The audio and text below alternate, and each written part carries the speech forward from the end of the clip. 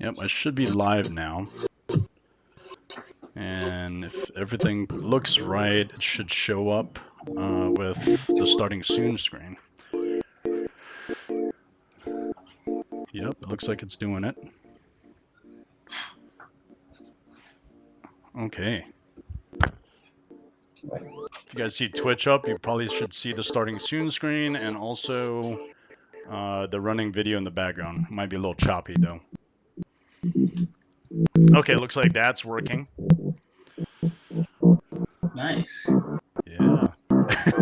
Trying to upgrade, trying to go from here to there. Totally.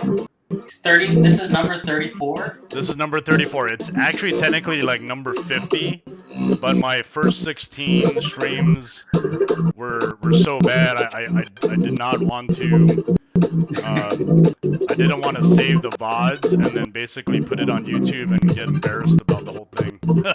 Yeah, that makes sense. That makes sense. All right, let's see. I'm gonna do a transition. I think it'll work, and then we'll get to the plug and everything, all that in one. All Nice. right. Well, hello everyone. Happy holidays. It is the new year. Happy New Year, January 2023. I'm happy to be back on the grindstone. It's awesome to be back. It's a new year, so if you got your New Year's resolutions, new year, new me, make sure you hold to them and make things happen. With that, we do have some folks on the show that are new. Two Marine buddies, Jeff and Mitch. And of course, we have Dave, my good buddy and regular on the show, Dave from SK Altered. We're not going to do introductions for them just yet, but we're going to talk about some of the other things that you usually do on the channel. As always, I am your host, Greg Sablon, aka the Painter Servant, also the Commander Advisory Group's rep for both the military and MTG Alters communities. As you can see in the screen there, I'm that picture on the top left. That's actually me in Indonesia, having a good time talking with some of our partners over there. And you can see the QR code, shown right next to the graphic. If you want to follow me on different social media platforms, please do so. That QR code will take you straight to the link tree, which is shown on the left. What's not shown there is the YouTube channel that I'm creating and will be updating soon, but that's going to be starting. So that's where you can find me. I'm going to transition now to some of the other stuff that I'm involved with. And I apologize to the audience if they're watching. The transitions are a little choppy, but we'll get there. All's good. I'm trying to be a little bit more efficient this 2023 and show only the different things that I want to at very fewer clicks. So here in this particular screen, as soon as the transition is done, we have Sublime MTG Alters. As you can see on the top right is my team, Michiko and Kumiko. Michiko is my wife. My sister-in-law is Kumiko. They are both the artists for Saban MTG Alters. All I do, though, is manage them. And so we do a lot of really great work, hand-painted stuff on cards. Come check us out. You could scan the QR code as well there, where you can find that we've been doing this particular business for a little over 6 years and having a blast with it. Again, it's all hand-painted, thinly painted works, expertly painted and professionally done. There's a lot of great artists out there, so please support them, if not us. But if you have a chance, go ahead and check out our socials. On the bottom there, you'll see a graphic for AMP, AMMP, the Alliance of Military Magic Players. I didn't update this graphic to include the QR code, but what you'll see in the stream are a bunch of links that will take you to our different socials, AMP being one. And if you're in the military, just like two of our guests today, whether it be the Army, Air Force, Navy, Marines, Coast Guard, Space Force, etc. I don't think I left anyone out. But if you're in the community playing Magic and you want to just connect with some of us, I am one of the co-founders of the group. We're on different social media platforms as well, and just try to make it out. And I think that's how Mitch ended up connecting with me, and he then connected his friend Jeff, who are on the show today. And I think we can get games in. So it can be either on our AMP Twitch or my Twitch here, the Painter Servant. Okay. With that, I think we can get into introductions. So let me get that transition going. Turn this off, and then let's talk about our guests today. And what I've instructed my friends to do is from left to right, talk about who you are, where you're from, what they do, and if you're on social media any social media platform, please indicate that to the audience what that is so people can find you. If not, please feel free to talk about your time in the military or your work as an artist. So first, I'll start from left because I'm the first one, Greg, the Painter Servant. You can find me at any one of those aliases, Facebook, Twitter, Instagram, etc. You can find me on all those places. I've been in the military just over 16 years, going on 17. Currently posted here in Japan, having a great time doing work. I've been playing Magic for probably a little over 24 years now, I guess. I think we're somewhere in that range. But love the game of Magic. Started playing Commander in 2013. I was added to the CAG in 2021, and now it's 2023. Been in the CAG for over just about 2 years, and love the work that the Rules Committee is working on and trying to get stuff going for the format. Originally from the island of Guam, and I think that's all I could really say about myself. Let's go now to Mitch. The mic is yours. Thanks, Mitch, for coming on. Thanks, Greg. Thanks for having me. So my name is Mitch. I am from Columbus, Ohio. Currently living in Virginia Beach, Virginia. Working for the Navy out here as a civilian. Prior service Marine. Had to get out of the Marines a while ago. Did some time with the Air National Guard, and then moved into my civilian career. And on another little plug for AMP, no matter what part of your career you're in, whether you're active duty currently, your prior service, a vet, affiliated with the DoD in any way, please check out AMP. And I'm glad to be here. Yeah, wonderful. Thanks, Mitch. Appreciate your time, and also thank you for your service. That transition, man, from being in uniform to out of uniform, that must have been pretty awesome.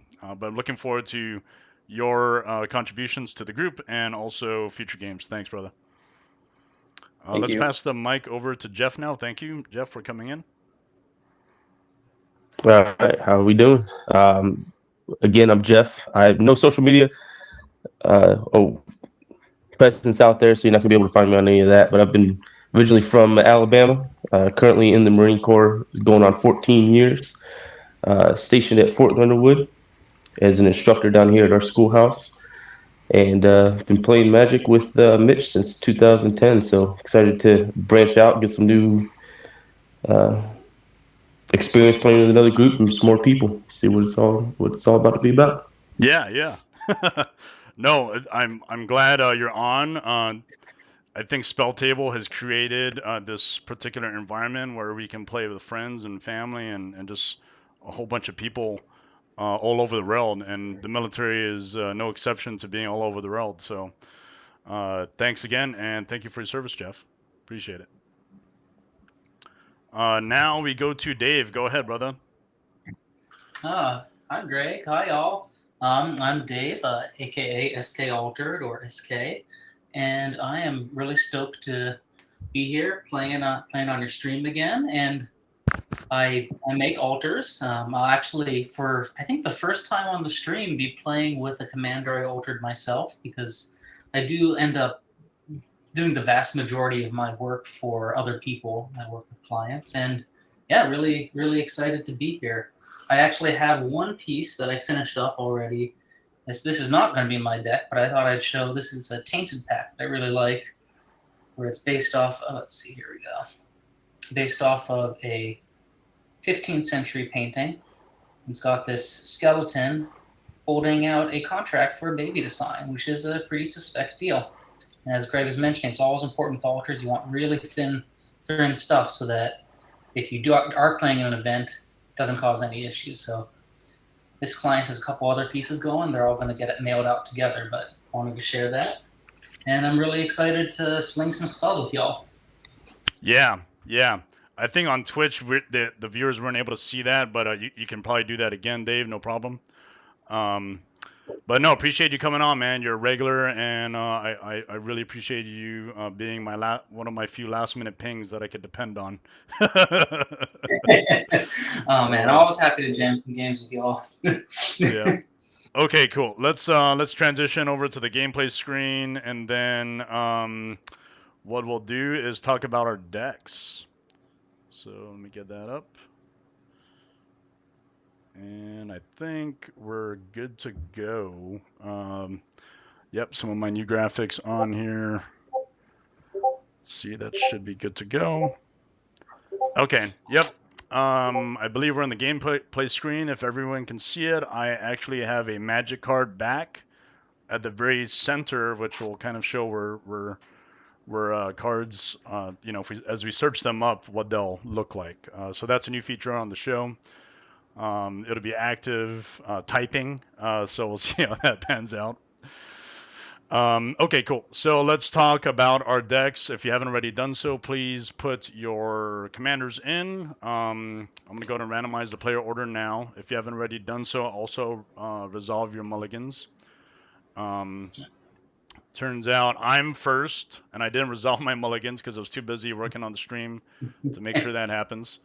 But I'm first, then we got Mitch, then we got Jeff, then SK, Dave.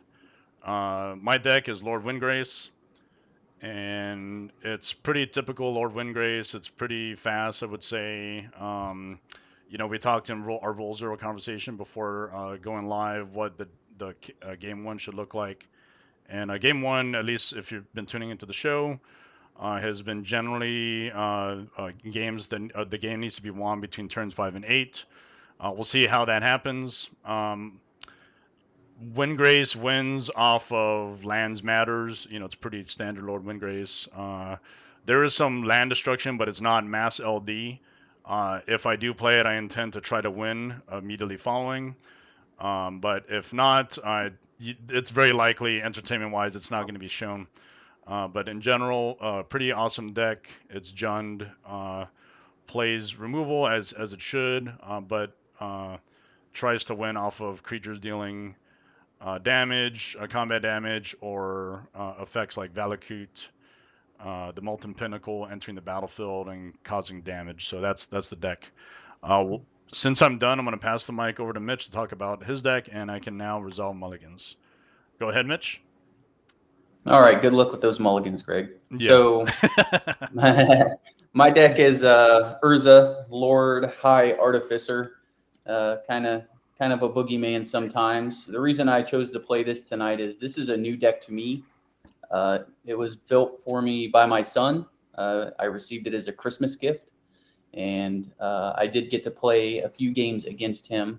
It's very fun. I'll keep it. A different level of Magic than I'm used to playing. But I'm excited to get to learn the deck a little bit more and share it with you all.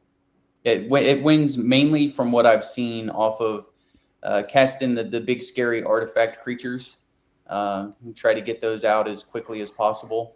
And that's it. Awesome. Okay. Thanks, Mitch. Let's pass the mic now to Jeff.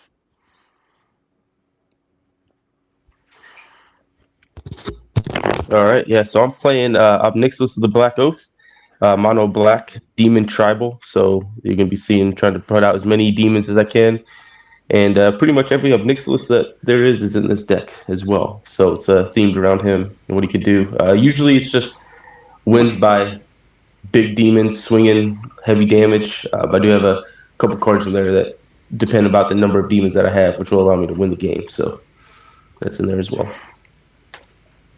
Awesome. Looking forward to that, Jeff. And finally, Dave. Go ahead, brother. All right, hi. I'm playing my Zacama deck today, and this is It's got an altered commander, one of the few that I have. It's this kind of Calvin and Hobbes themed piece where it's this cartoon where Calvin is the dinosaur and says mayonnaise. I like mustard. His mom says maybe you can fix your own Triceratops sandwich. And I would say that's a decent part of why I still play Zacama. I put together the deck back when Ixalan came out and thought it was pretty cool. And it's a creature themed deck. Obviously, lands are in there. It can go infinite with Zacama to win that way, but I wouldn't say that is necessarily the plan A. I'm also hoping to attack with creatures. And I'll say it does not run Soul Ring. It's like it's not a Primal Surge deck. It is a very heavy creature deck, but yeah, I just thought it'd be fun to run on back without Soul Ring. So we'll see how that does. Yeah. No, Lord Windgrace actually doesn't run a lot of mana rocks itself. But there's one particular card that is in the deck that it would not make sense to play mana rocks. Okay. With that, I am starting first. Let's go ahead and play. Good luck, gentlemen, and let's have a good one. All right, I'm gonna draw. Absolutely. Good game. All right, let's do it. And play a mountain and tap for an Orcish Lumberjack. Cool, nice.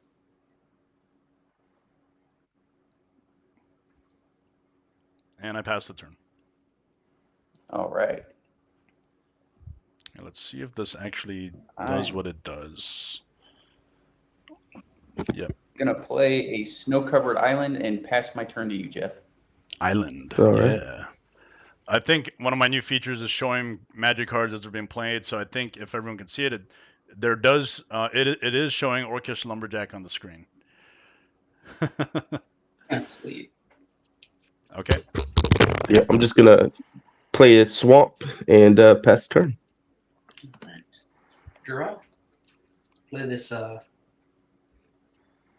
tapped Field of the Dead, and I'll pass.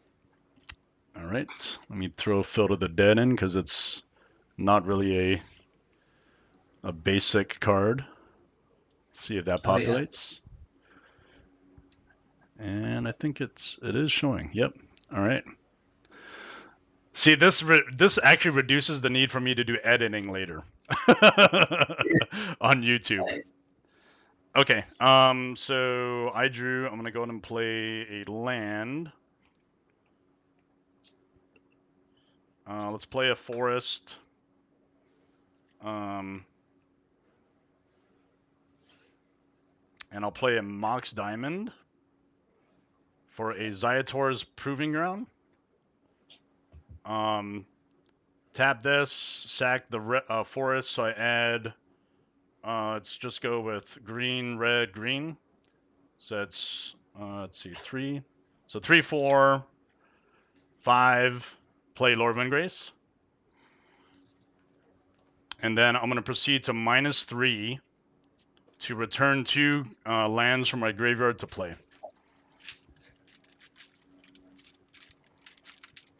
Let me get my counters. The unfortunate thing about what I have set up is I'm the one doing all the typing. So -3, I put 2 lands into play from the graveyard. And it'll be these 2. 1, 2. Yep, that's all I can do. Wow, that was a solid turn too. Let's see if I can draw into something to catch me up. Yeah. Yeah. I did not, so I'll pass the turn. Looking at 9 mana on turn 3. Yeah, not bad, right? Good stuff. Lord Windgrace is amazing. So awesome. So I'll just draw for turn, and I'm gonna follow suit and just play a swamp. And I'll pass. There we go. We got the slow burn going. Oh yeah. The other thing is lighting. Lighting is an issue whenever I stream. So I'll play a command tower, And I'll tap for 2. And I'll play a Scavenging Ooze. Ooh. There we go. And then I'll pass. All right, I will draw. What to do here? 3.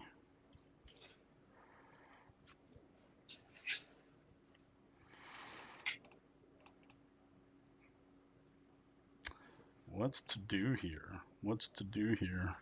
Okay, I'm gonna +2 on Lord Windgrace to discard a land card. And because it's a land card, I get to draw 2 cards. Not really what I wanted, unfortunately. Okay, Mana Crypt.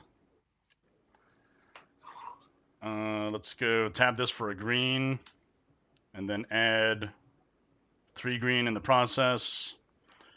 So 3, 4, 5, 6 for a Rampaging Baloths. I'll tap this for a green, and I'll play Lotus Cobra. I'll tap this for another green for an Exploration. Yikes. And off to the races. And I do nothing else. I pass. All right. Here we go. Draw. I will play another island. And, you know, I wish I could put it on a better show for you. I wish I could, but I'm going to pass the turn.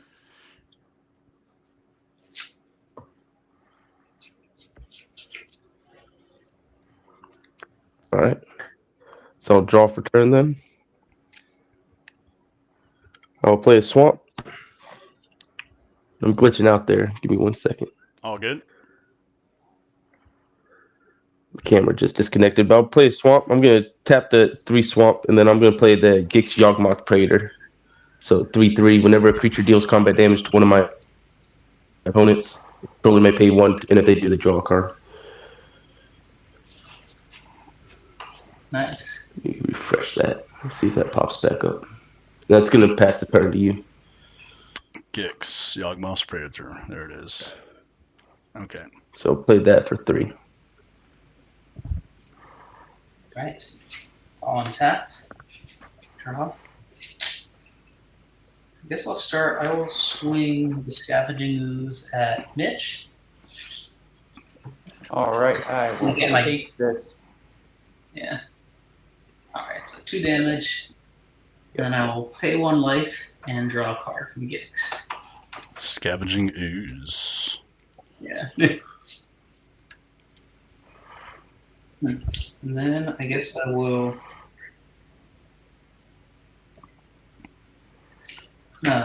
fetch up a Taiga.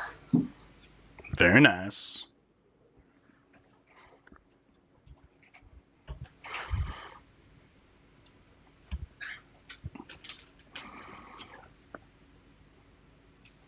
I think I'm fetching up a Taiga. Yep, Taiga. And then I will pass the turn.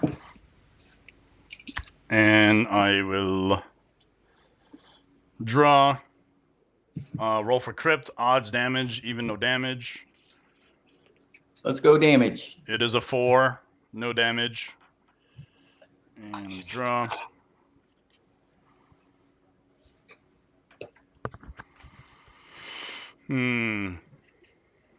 Scavenging Ooze. Jeez. This guy.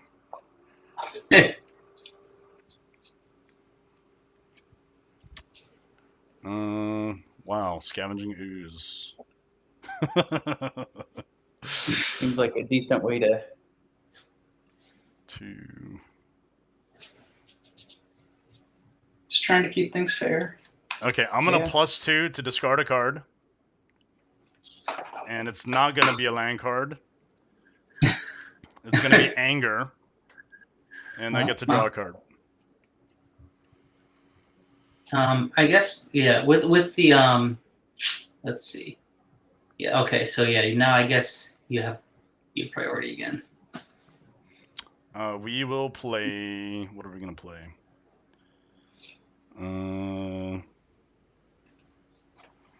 This happens to be a forest too.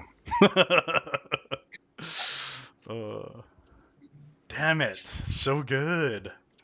So good, Scavenging Ooze with 2 green available. Jeez. Okay, this is what we're gonna do. We're gonna go to combat. All right, before combat, I'm going to eat the anger out of the yard. Okay. Plus 1 counter, young life. Okay, and you get a counter. I feel like you're threatening me, Dave, so I need to come at you. Oh, yeah. Let's go 8. Ouch. No blocks. All right. Second main phase. 1, 2, 3. You get card draw triggers, I believe. Oh, I do. Yeah, you get a Gix trigger if you want to pay a life to draw a card on it. Is it 1 each or is it whenever I attack? Let me go back. It's just by. No, it should just be whenever, like, once you deal a combat damage So I can to pay a player. 2 So life just and once draw per 2 turn, cards? I think. I think it's just 1. It says a creature, not creatures. Yeah, so I think you could. Yeah, pay whenever 2 a life creature, to so draw. it's just once. Yeah, 1 per turn, I think is what it is. Let me just double check. Just gonna look up how Edric is worded here. No, it's worded exactly the same as Edric, except you pay life. So I actually do 1 per creature then. Yeah, unfortunately. Yeah. Okay. Yeah, because if it's at like whenever. Yeah, because this is a creature, so I should be able to get 2 triggers. So I'll draw 2 cards and lose 2 life. Oh, what? This is bullshit. I wanted a land. Okay, 1, 2, 3. Okay, first, we're going to tap this for a black, and then I'll sack it to add 3 green. So 3 green, 4, 5. I still have the black floating. We're gonna play Titania, Protector of Argoth. Let's see. And when it ETBs, I gotta read that one. Yep. I know it's the. When ATBs, return target land card from my graveyard to the battlefield. All right. So you can respond to the ETB if you want to after I target. Yeah, choose I'll your target. the luxury suite. Yeah, I'll eat that. Yeah, I figured you would. Yeah, sorry. No, it's all good. You're popping off. Yep, it makes sense. It is turn 4, by the way. And I have no other effects. I am going to pass the turn. All right, let's go draw a card. I'm going to play another snow-covered island. I will tap 4 and play the Vulcan Archmage. Whenever I play an artifact, draw a card. Now pass turn. Nice. All right. Play a swamp. And tap 4 for Hedron Archive. Yep. And then I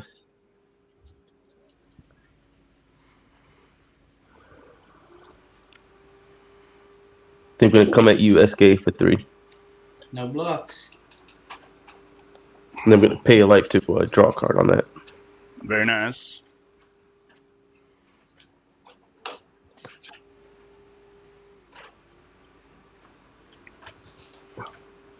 And I'll pass the turn.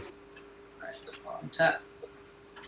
And draw.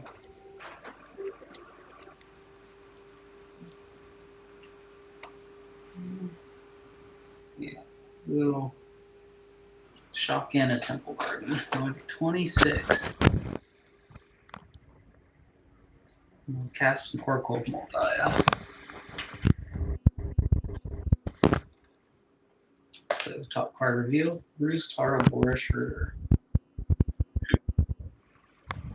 Now I I will play a Marsh Flats. Ooh. Very I'll nice. fetch.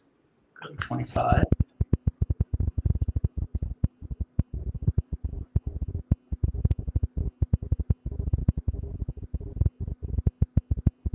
Anybody know what that audio issue is? Yeah, it's my freaking printer. I think my kids are printing something. Oh, I am sorry. awesome. No. It's all right. I was just making sure it wasn't my headset or something. Yeah. No, I got to figure out what the deal is. Yep, it looks like it's still printing. Yes, I'll grab a Savannah. Very nice. Yeah.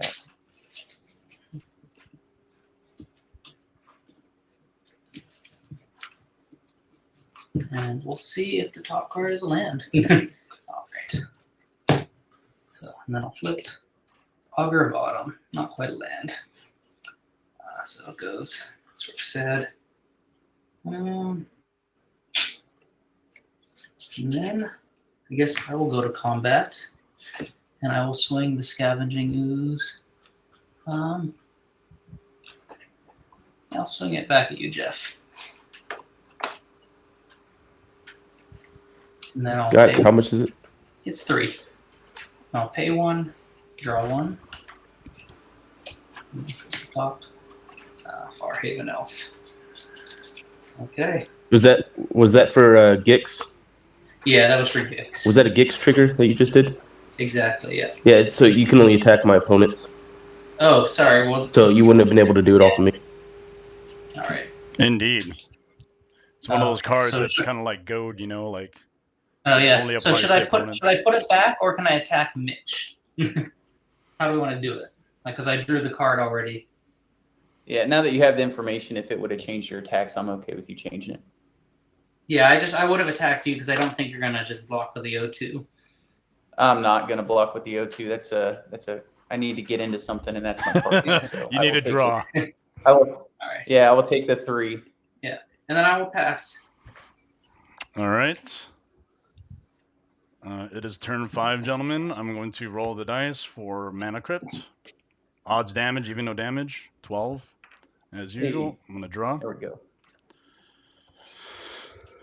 Drawing. What does this do? That does some good stuff. Okay, first we're going to -3 to return up to 2 target lands from my graveyard to the battlefield. And I'm choosing the only 2 lands that are available, Forest and Zayator's Proving Ground. Yeah, I'll eat the Triome. Okay. Yep, makes sense. Forest enters. I have a landfall trigger due to Lotus Cobra. And I also have a landfall trigger to Rampaging Baloths. So where are my tokens? Tokens. Okay. Until I find a better token, I'm just going to do this. This is going to be a 4/4. Rampaging Baloth. And then I get a landfall trigger, which we will... What are we going to do? We'll call it a black. Yeah, we'll call it a black. So black. Yeah, there's no trigger in Titania. I'm going to do 2 plus the black, and actually no black. I'm not going to use it. I still have the black left. 2 red and a green for a 10th with Discovery. So I can search my library for a land card and put it onto the battlefield. And then each opponent may search their library for a land card and put it onto the battlefield. For each opponent that does, I put a land in. So if that resolves, I'm going to search first, and then people can decide what they want to search for. It resolves. Yeah, it resolves. Okay. And I am not going to be tempted. You're not going to be tempted. What Yeah, about I will Mitch? Mitch won't be tempted. Yeah. And Jeff? Yep, I'm not searching. You're not Absolutely not. searching. Okay. Well, I guess Yeah. technically that would have happened after I put the card into play. Yeah, I will also I'm not. sorry. I'm sorry. My Yeah, bad. Gaia's Cradle. Yeah. Guy's Cradle. Yeah. And I get a Landfall trigger. Yeah, I will also not be tempted, unfortunately. So I get 2 of these dudes, 2 4/4s. And I get another black. Well, let me shuffle again. Sorry.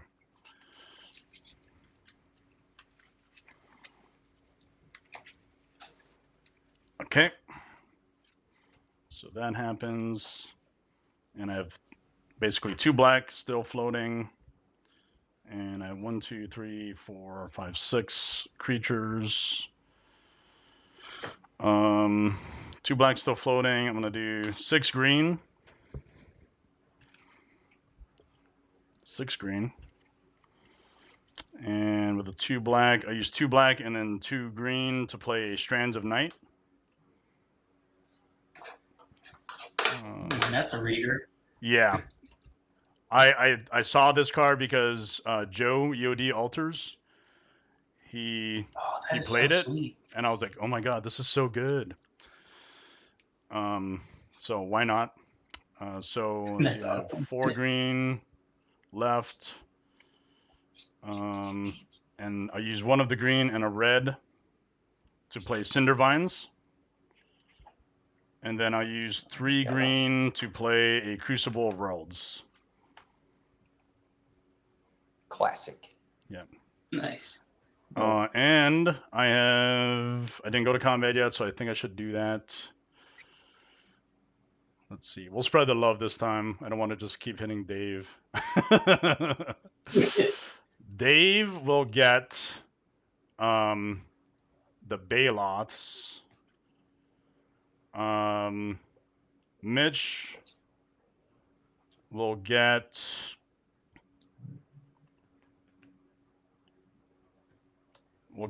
Titania, and then Cobra is gonna get Jeff. No blocks here. No blocks here. Man, that Gix is pretty good. I should probably run that in some of my other decks. Okay, so I have 2 triggers, not including the one hitting Jeff. So I'll lose 2 life and draw 2 cards.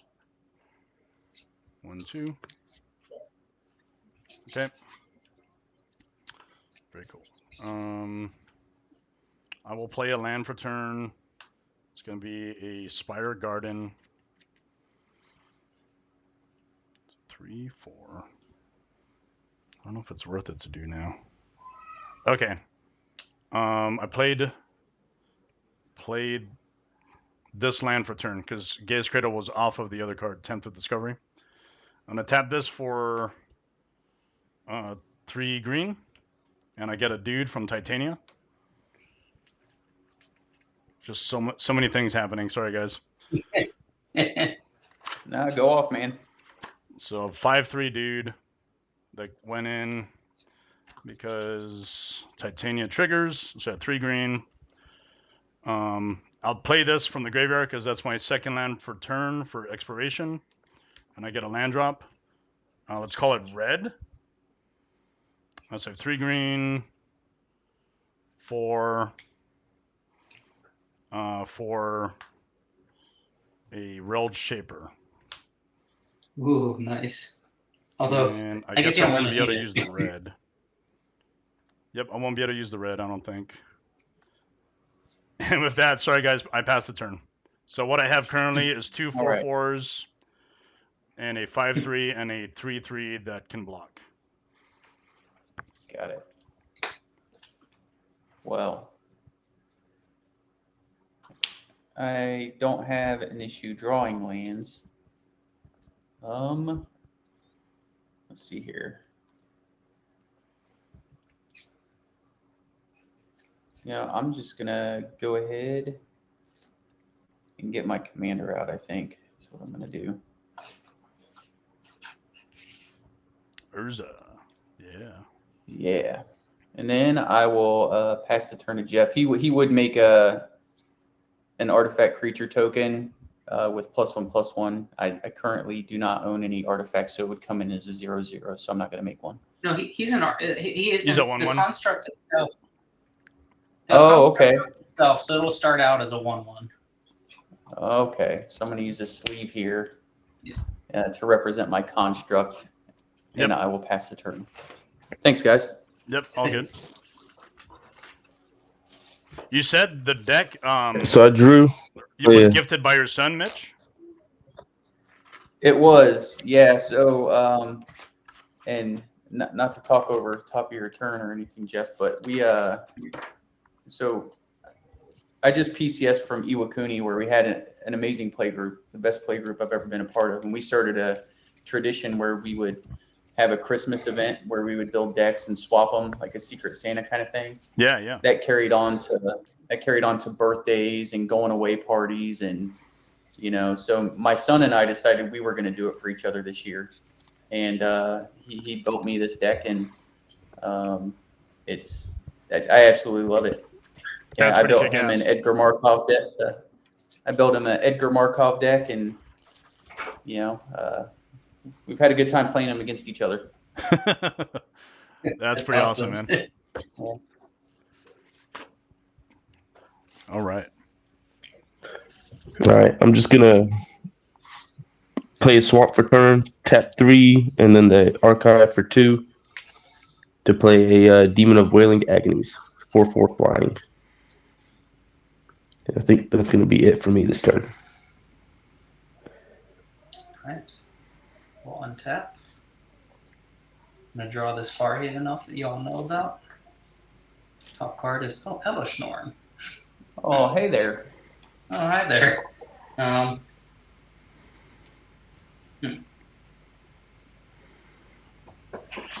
Not really the best thing, actually, at this moment, but... Elish Norn, huh? Elishnorn. Yep, that's a legal card. And I will tap these 3. I think this is so weird.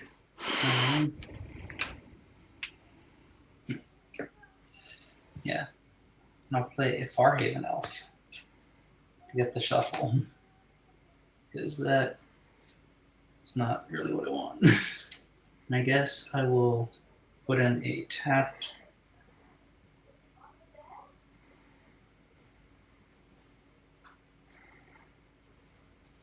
Snow-Covered Plains.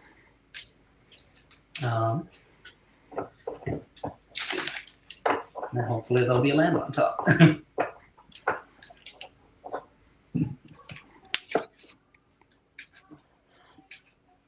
Yeah, so I'm just curious. So my first commander deck I ever built was Azuri Renegade Leader. And fortunately, I still have the deck. Do you guys remember what your first commander was? And do you still have your decks? Oh, man. It might be Captain Sisse. I still have the deck, actually.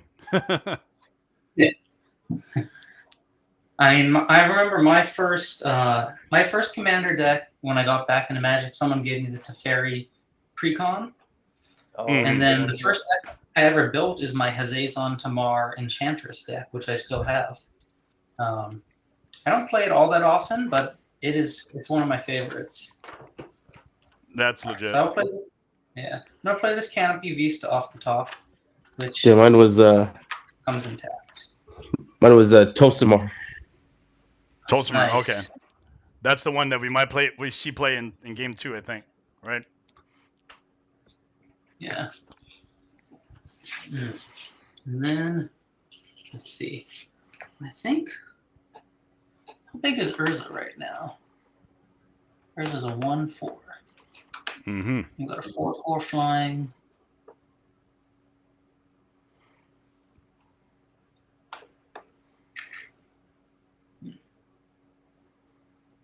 And a 1/1. Let's see.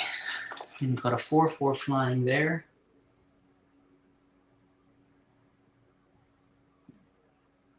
I don't really look like that great attacks.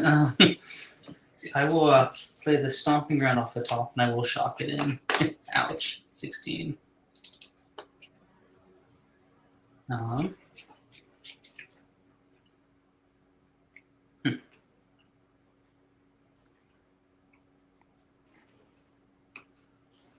And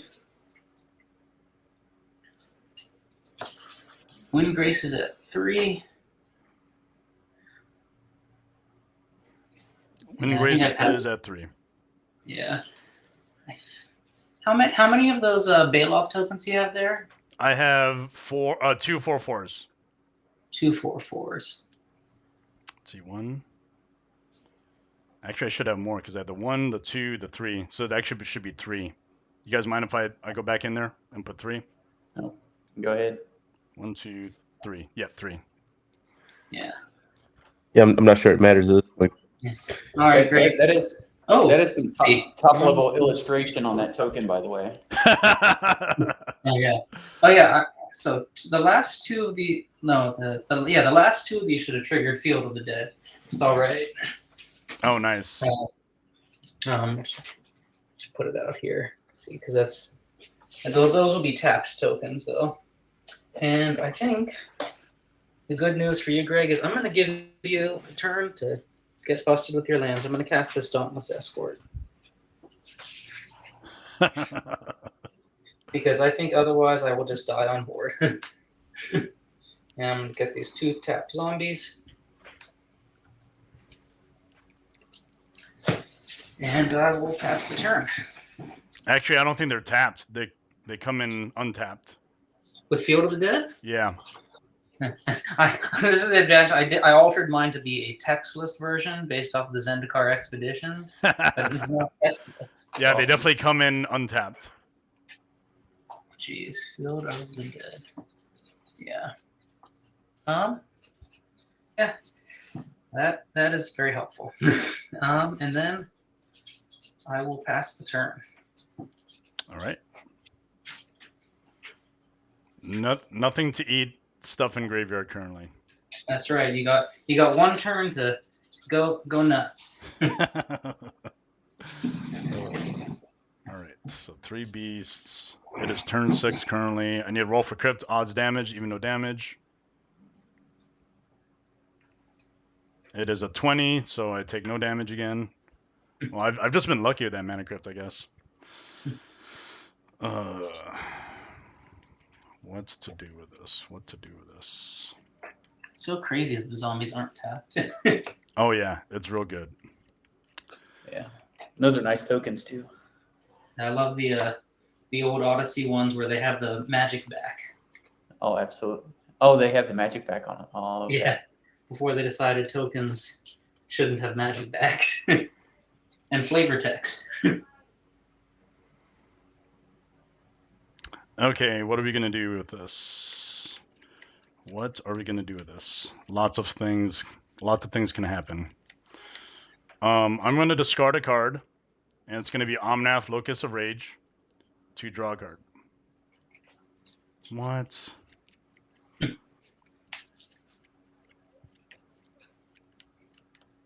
Okay, first we're gonna tap this for a green, and then sack it, and then I get another beast or another elemental that's new.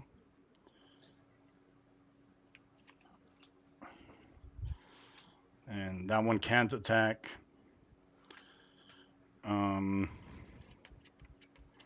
So I have 3. It's going to be red, green, green. Then I have the green already. Red, green, green. So I still have the green up in the air. Red. So 4 mana total. I'm going to use 3 of it for Price of Glory. Whenever a player taps a land for mana during another player's turn, destroy that land. Oh. Well, This doesn't count as mass LD, so it's cool. I do still have a green left. I'm going to play a land from the graveyard, do the Crucible Heralds, and trigger landfall, get a black, and get another black. Ooh, no, that doesn't work. I need to sacrifice a swamp. That's unfortunate. Locus of Rage is not going to be in the graveyard. Or is going to be in the graveyard still. Damn it. As I did eat that Triumph. You did eat the Triumph. That's correct. Damn it. Well. Okay, so I get a black. I'm not really going to be able to use any of it. Let's see. And I have another trigger for the beast, so that's a new one that just came in.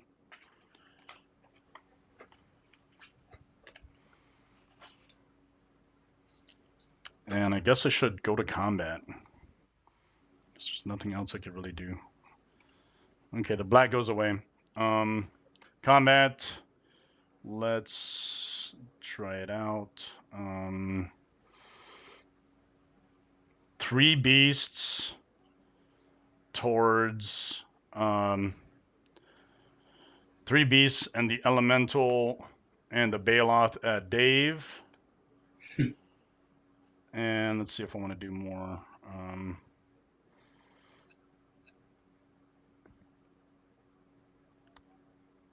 Yeah, 3 beasts plus the elemental, and I'm gonna do the Titania is gonna go towards Mitch, and then also Reld Shaper at Mitch. Yeah. So Baloth's elemental and 3 beasts at Dave, Reld Shaper and Titania at Mitch. All right, so it looks like I'm taking 8. And I've got 3 beasts. Each of the beasts are 4/4s, right? Yep, and then a Baloth, and then a 5/3 elemental. All right. I'll block the elemental with the scavenging ooze. Interesting. Scavenging ooze. Actually, no, I'm gonna block the Baloth with the scavenging ooze, the token, and the Baloth's a 6/6. Yes. So this is the Baloth. Mm-hmm. And then what are the? And then how many? What are it's what are the 3 next biggest things? I have a 5/3 elemental. 5/3 elementals, Dauntless Escort. Okay. And then 2 beasts. And then there's 1 beast that's getting through. 1 beast will get through, correct. 1 beast is unblocked. Yep. Yeah. Okay. And then I don't know if are you attacking other players or just me? The Titania and Reld Shapers come in at Mitch. Okay, I was gonna let Mitch do his blocks and stuff before we move to damage. Oh, I'm not blocking. I already took the damage. Yeah. Okay. I'm sorry. Well, I'll say before damage, I will sack the Dauntless Escort to get myself indestructible. Yep. And then Baloth dies, I think, because of all that damage. Yeah. And then, does any of my other dudes die? No, right? No, nothing else dies. Okay, so I have 2 damage triggers on Mitch, and then 1 damage trigger on you. So I'm gonna pay 3 life, draw 3 cards. Yeah, and I'll take 4 from the Baloth. 1, or 2, the 3. beast. Still no swamp. Okay, I'm gonna tap or play a land for my extra land per turn from expiration, and play an Undergrowth Stadium, and I'll have a black floating. Let's go 2 plus the black. So 2, 3, 4 black, 5 black, or 3 black, 5, 6 for a Massacre Worm. Ooh. When it enters the battlefield, Brutal. destroyed, or creatures my opponent's control get -2/-2 until end of turn. Whenever a creature an opponent controls is put into the graveyard from the battlefield, that player loses 2 life. Yeah, so these, I will 1, 2, 3, 4, 5. I will go to 2 because the scavenging ooze is marked with damage. Very nice. Yeah. Ooh, brutal. Okay. So if there's anything less than or 2 or less, they die, and then lose. I think Mitch, you'll lose the Archmage and the Construct. Yes. And then you lose 4 life. I do. Okay. 1 in a green. I'm gonna play a Sylvan Library. And I pass the turn.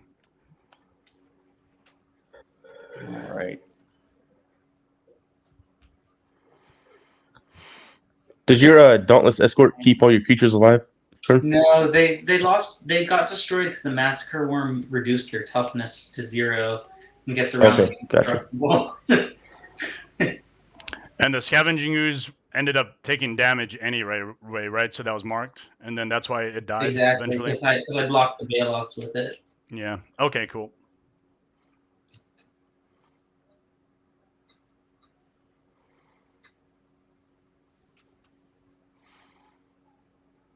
All right, so I'll try to keep Urza alive because I'm not sure what else is going to happen. So I'm going to put diplomatic immunity on him, Okay.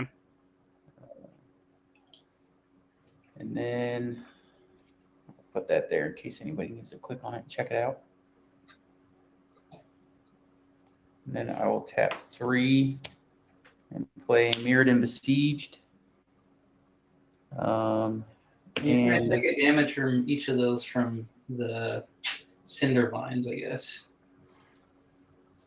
Okay, Whenever I that cast a Gix spell. card is freaking ridiculous. Jesus. I think I need to put that in this Gix deck. is sweet. Yeah, I kind of messed up playing that against your Lord Windgrace, giving No, you too many card draw. There's some good stuff happening with that card. Oh my god. You said I take 2 damage for casting them?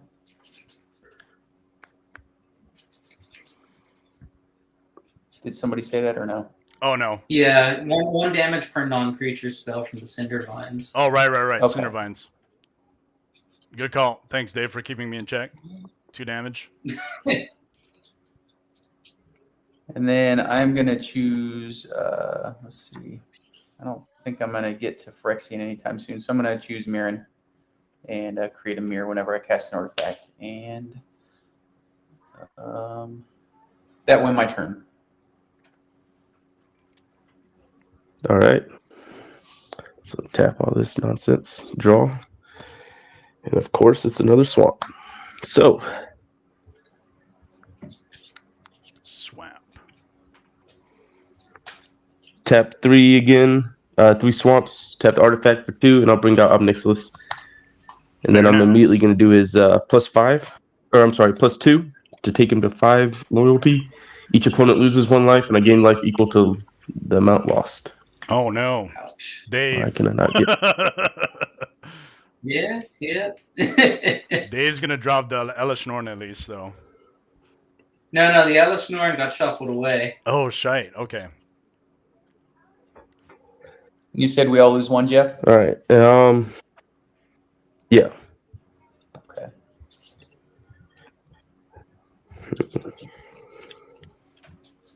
I can't do much, but since the Demon of Wailing Agonies has Lieutenant, he's going to get +2/+2. So making him a 6/6. And whenever he deals combat damage to a player, that player stacks a creature. So I'm coming at you, Greg, for 6 flying. 6 flying. All right. You could hit Windgrace. No, but he has to do combat damage to a player for him to sack, and I need him to get rid of some of those tokens. Oh, what does that thing do? Let me see. I want to see if I can What's that? deal with it first. The Demon of Wailing Agonies. All right, Demon of Wailing Agonies. It's 6 flying damage. Whenever it deals combat, that player sacrifices a creature. Oh, okay. Okay, I'll take it. I'll take it and I'll sack a creature. Which will be Okay.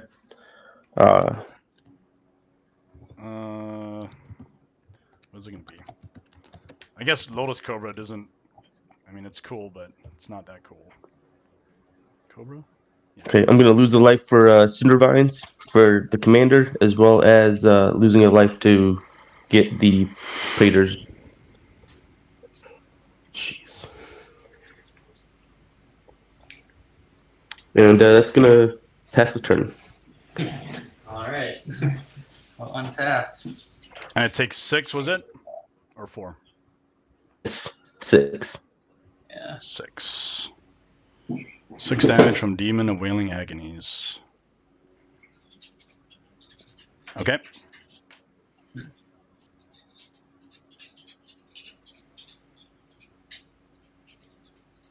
not good. No.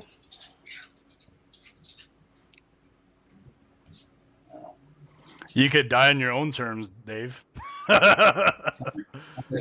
Cinder Vine's trigger. That's not likely to happen here. Blasphemous I guess act. I'll cast an. Yeah, I'll cast an Augur of Autumn. I don't have many non-creature spells in here. Oh, okay. But I probably do a fetch lands. Ooh. Which I cannot cast. I guess that's not even revealed technically. And then I'll play a Dormant Volcano tapped, which will return this Taiga and make a zombie. Very nice. I do not have a second land drop. And yeah, I guess I'll hard cast an Anger, and then I will pass. The other way to do it. All right, my elementals, I had the extra one. I'm just going to make it easier and just say I have 2 of them. And then my beast, I have 4. And I have a Mana Crypt trigger, odds damage, even no damage. It's even, so I'm at 16. I'm sorry, I take no damage. And let's see what else. Sylvan Library trigger. Look at 2 extra, and I could put them back in any order. I guess what I'll do is I'll take 1 extra, so I lose 4 life. All right. What are we gonna do? What is this guy? Okay, cool.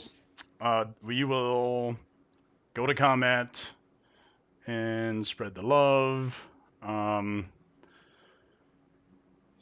Let's go like this. This towards Mitch, the 4/4/4s, and then the 5/3 titanium. And then Dave, you get 2 elementals, massacre, worm. You only need 1 to kill me. Oh, just 1? Because I'm at 1, and any of my creatures blocking, I'll lose to Massacre Worm. Oh shit. Okay, so I only need to do 1. Yeah, you literally attack with anything except the Orcish Lumberjack. Okay, so like this, maybe these 3? Or no, this is 4, because you can block, right? Yeah, I can block, but when my creatures block, like even my creature will die, and then I'll lose to that creature blocking. Oh yeah, because of Massacre Worm? The Massacre one. Yeah, you only need 1 thing to attack. Oh, okay, so we'll just do Massacre Worm to you. Yeah. And then my 2 elementals and plus the World Shaper. Actually, World Shaper's not going to attack. Just my 2 elementals towards Jeff. Are those 5/3s? Yeah. I'll block one of them with the Gix from my side. Okay, cool. I still get my combat damage triggers for hitting the other guys, though. Yes. So I'll draw 2, lose 2.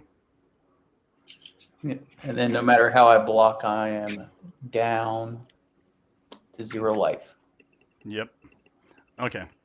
Second main phase, I'll play a swamp. Tap this for a black, sacrifice the swamp, bring back Omnath, Locus of Rage into play. I lose 2 life. So I played the swamp, I did that, and I'll play the swamp again, and I get, let's see, I get a dude, and then I get a dude here, so two dudes, 5/5 and a 5/3. And then let's go red, green. Red, green. What do I do with red, green? Red and 6.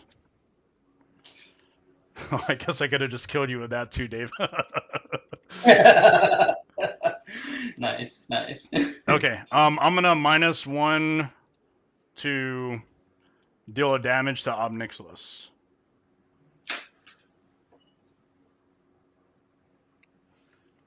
What else can I do here? I can't really do anything else.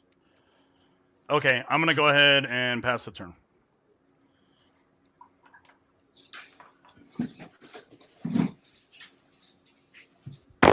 All right. I have drawn nothing but swamps this game. Oh man. So I'm gonna do his -2. I'm gonna bring out a 5/5 demon. Okay. Go ahead and get one out.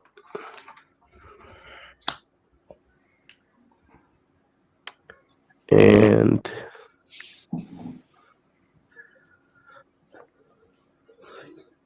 let's see, how many creatures do you have right now? You have 2 elementals, or one of those elementals is gonna die from Gix blocking. He's a 3/3. Oh yeah. So down to 1. And So you got 1 elemental, the massacre rune. Because the elemental dying, you'll get a lightning bolt, right? That was before, or that was during combat, and Omnath wasn't in play yet. Oh, okay.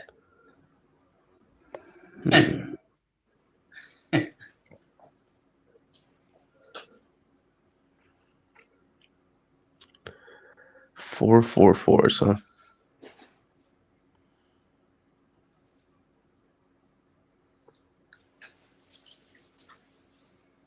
Okay, I think I'm just gonna pass it back to you. Oh, right on. Okay, I'll go to my turn. And so actually I have 2 of those dudes because of that last one. Okay. Mana Crypt, odds damage, even no damage. I take damage finally. And let's do this. Look at the top 3. I'll keep an extra one, so I lose 4 life. And I'll go to combat. And I guess I'll just try to swing with the team. Okay, so there's 2 of these dudes.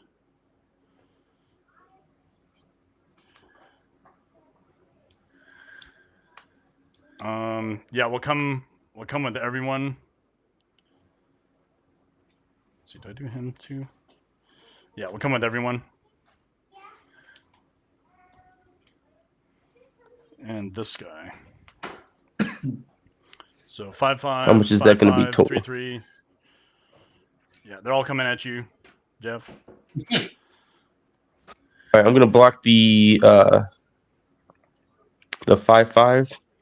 Okay. With my 6/6 here. This guy or Omnath? I'll block one of the Omnath. Okay.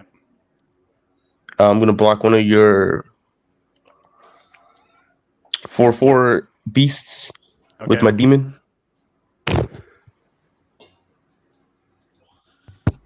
going to eat whatever's left. 5, 8, 13, 18, 23, 29. Oh, 2 life. All right, man. And then there's the Omnath dies for lightning bolt. Omnath lightning bolt damage. So this guy will die. So that's 3 to you. There it is. There it is. Yep. Well played, Greg. Right on. Holy cow. Nice. Well that done. was turn. That was actually turn 8. Yeah, good game, everyone. Nice. All right. That was a good game. Very Thanks. next card. Thanks, guys. Add a Thanks, board guys, wipe. for making that actually happen. I was expecting some board wipes. Yeah. My very next draw was a board wipe. Garuk's Wake, nice. so I was just waiting on it. Oh, Had man, nothing all game but swamps. I am so that sorry. massacre one. No reason to apologize. You gotta play the cards, right? Yeah, I don't think I'd seen you pop off like that on stream in a long time. It's good to see it going. Yeah. No, it's been a while, so I'm glad that actually happened. Usually people are killing me first. Oh, don't worry. We still got another game to go. Yep. Yeah. All right, let's see where we're at. Looks like the magic back is still blocking the other screen. Cool. Oh, yeah, we did have a few viewers. Unfortunately, I was not able to interact. I was too busy working on my stream. Okay, so for game 2, as we discussed, guys, we can go more casual. Something that'll win after turn 8. What I'm going to do, we can actually go to intermission and take a quick break unless you want to continue. I would rather go straight through just because we started a little late and I'm a little tight on time. Okay, that's Yeah. fine. Yeah, Let's if go that's ahead all and right. randomize player order now then. Yeah. And reset the game. All right, so I have like I said, 2 decks. I'll let you guys pick what I play. So I've got Zahara, Hydra Tribal, Expels Matter, and I have Eligeth, Crossroads Augur, and Ishai Partner, and it's a Sphinx Tribal card draw deck. I mean, any of those sound sweet. The Sphinx tribal thing sounds really cool. All right, I'll go with that. Yeah. Oh, okay. I'm just gonna bring out my Tolsimir Friend of Wolves, Tribal. There we Okay. go. I didn't answer you earlier, Mitch, but this was the, as you know, this is the first commander deck I built. So Yep. So Mitch and Jeff, are you guys in the same state now, or are you all in different spots? No, we're in different spots now. I'm in Virginia Beach, Virginia, and Jeff's up in Fort Leonard Wood, Missouri. We were stationed together in Iwakuni Okay. years ago. We worked together, and so my Magic origin story is that we were at the bookstore in Iwakuni in 2010, and my son seen the Liliana and Garuk dual deck. And, he asked if we could get it, and I was checking it out, and I was like, looks like it'd be fun. And so we got it, and I took it home and was reading the rules and had no idea what any of the words meant. So the next time I was at work on duty, I was complaining to these guys about how I'd spent the money on this game and didn't know what I was doing. And one of the Marines was like, "What Magic? I love Magic."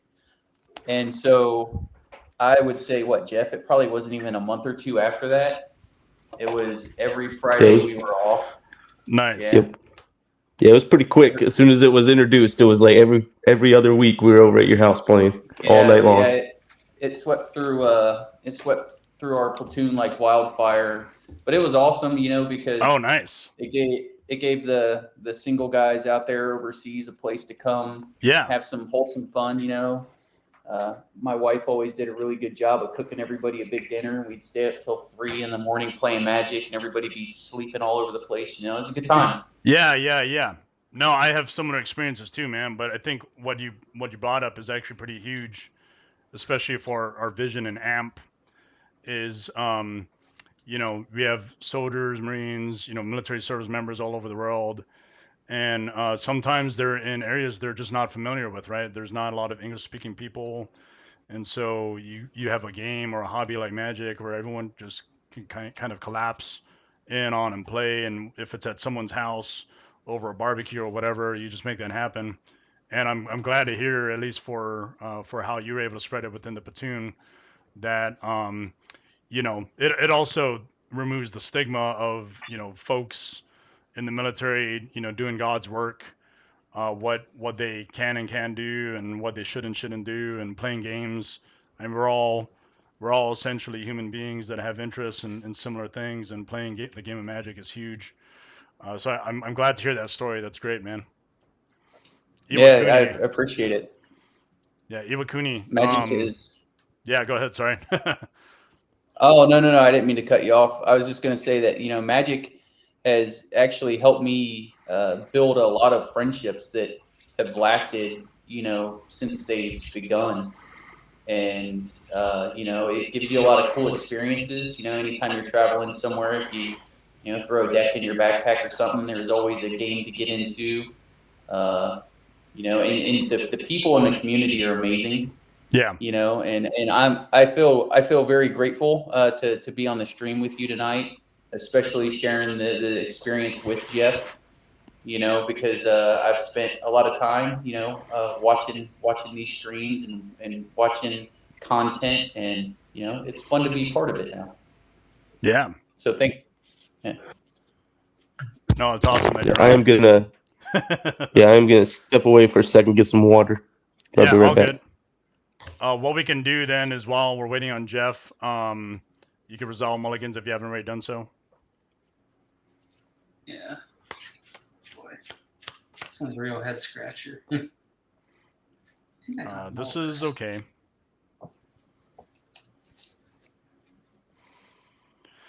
Mine is also okay. I think you can't keep a hand in the legendaries matter thing with no legendary creatures in the hand. 2, 3, 4. I think I'm good with my 7. Yep, I am good with my 7. Yeah, I think I'm good with this one. Okay, since Jeff is actually last, I'm assuming he looks like he kept the 7. We can start by talking about the decks. Mitch, if you wouldn't mind. But before you start, I did want to mention to the viewers that Game 2 is usually designed to be played and won on or after turn 9. And that's not just killing a person off by turn 9. It's winning the game by turn 9. So if that does meet or pass muster, we can play the game. With that, Mitch, go ahead and talk about your deck. Thank you. Absolutely. Yep. So I'm playing Eligeth Crossroads Augur. She allows me to draw cards anytime I would scry. And Ishai. Ishai was added simply so I could make a blue-white Sphinx tribal deck.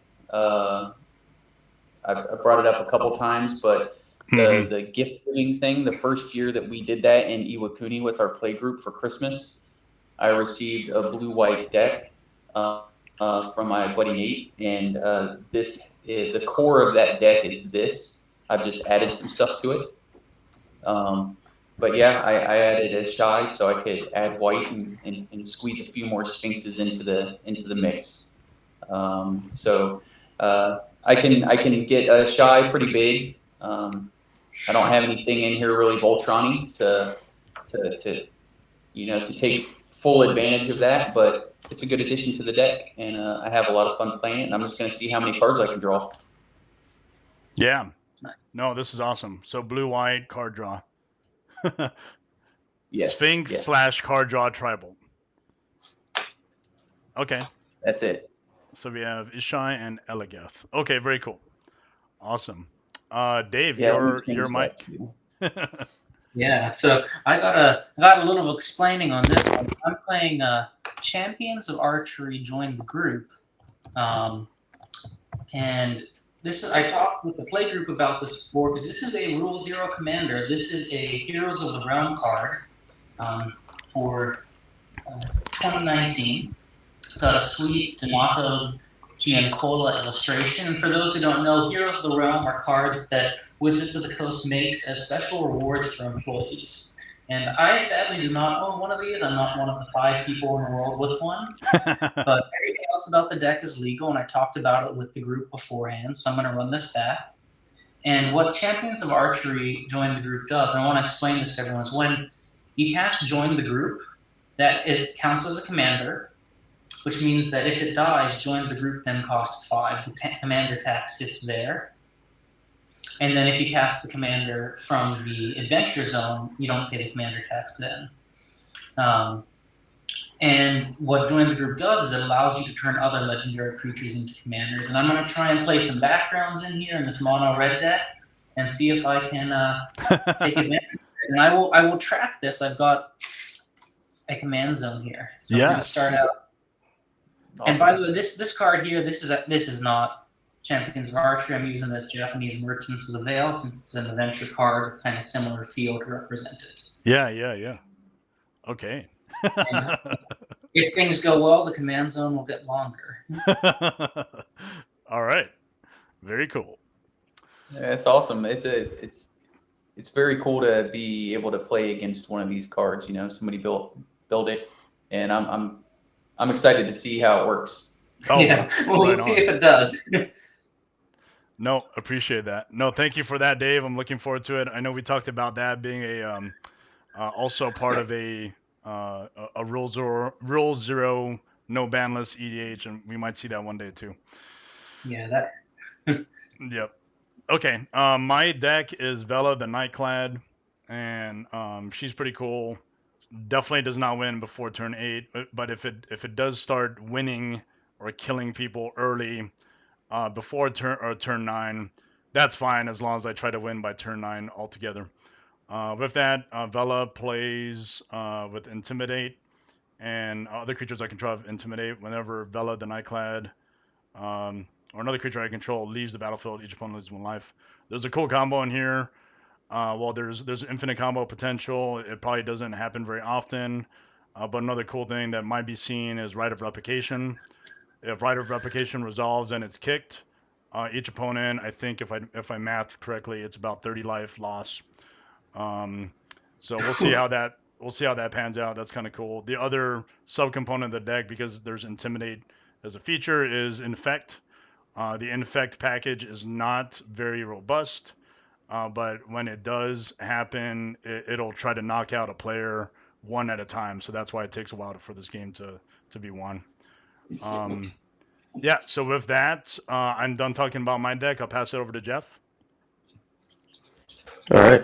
Yeah, I'll be playing this time around. Maybe be playing Tolsimir, Friend of Wolves. Sticking to the travel theme tonight for myself. This is all about putting wolves on the battlefield, gaining life from them, having them fight creatures to hopefully help keep some of the other creatures in the other board states under control, because all mine are just tiny wolves. Okay. Awesome. Okay. Well, with that, I think we're able to play. Let's go ahead and begin. I think Mitch, it's your go. All right. I'll draw. I'm going to start the game much like I did the last game. I'm going to play an island. And then I'm going to pass the turn. All right, I'll draw. Play this basic mountain. Pass. Mono All right. red turn. I'm going to draw. And I'm going to play a Sunken Hollow tapped pass. All right, I'm going to draw for turn. And I'll start us off by playing Sunscorched Desert. And just because you wiped us all out last time, that 1 damage is coming at you, Greg. Noted. That's going to pass my turn. All right. All right. I'll draw. Play a Plains for turn. And then I will cast an enchantment, Brave the Sands, giving my creatures vigilance and allowing them to block an additional creature. Oh, nice. That's pretty good. Yeah. And then I will pass the turn. I'll play an Urza Saga as my land for turn. Yes. I'll straight for 1. There we go. Play a Ruby Medallion. No And I'll doubt. pass. Okay, I'm gonna draw Ruby Medallion. I'm going to play a Watery Grave tapped, and I'll tap this for a blue for a Witching Well. When it enters the battlefield, scry 2. Let's Nice. see. So let me do that. And then it also has a cool ability. I can pay 4 mana to sacrifice it and draw 2 cards. I'm gonna leave those both on top. They look pretty good.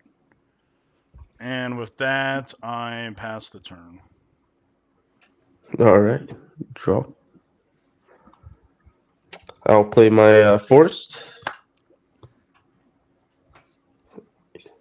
And I will also pass the turn. Mm-hmm. All right. Draw. Oh, tap. Don't forget that. All right. I'm going to play a Plains. I'm going to tap 3 and play an Azorius Keyroom. And that'll be it. Azorius Keyroom, right on.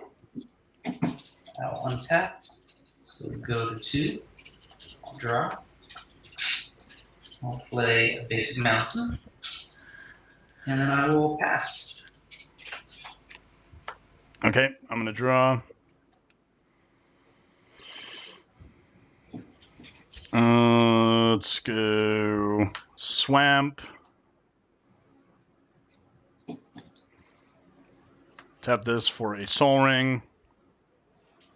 Tap this for a Commander Sphere. And I'll tap this like this for a Demonic Tutor. And I'm going to That's search nice. for a card. And I will pass the turn after that. Nothing else. I'll just draw for turn.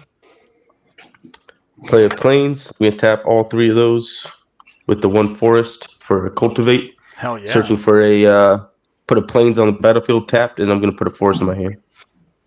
And then I'll pass the turn after that.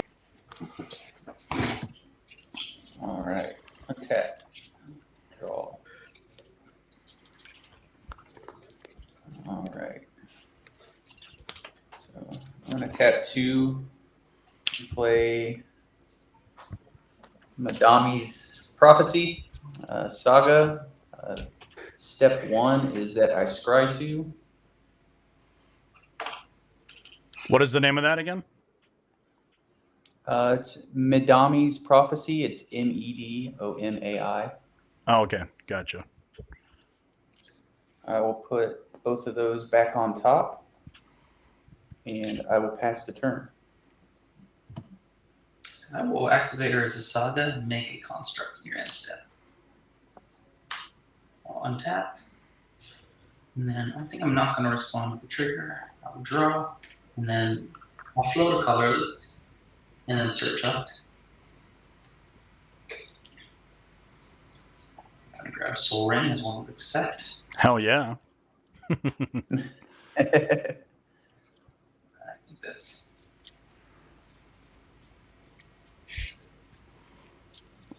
Nothing too fancy, Soul Ring. Mm-hmm. And then, let's see. SK, I really appreciate the effort you've put into the old school theme of the decks that I've seen so far tonight. Oh yeah, I do. You know, I've been playing for a long time, so I definitely like the old border and the old style when possible. But obviously, I play with the new cards too. Yep. Let's see, and then interesting.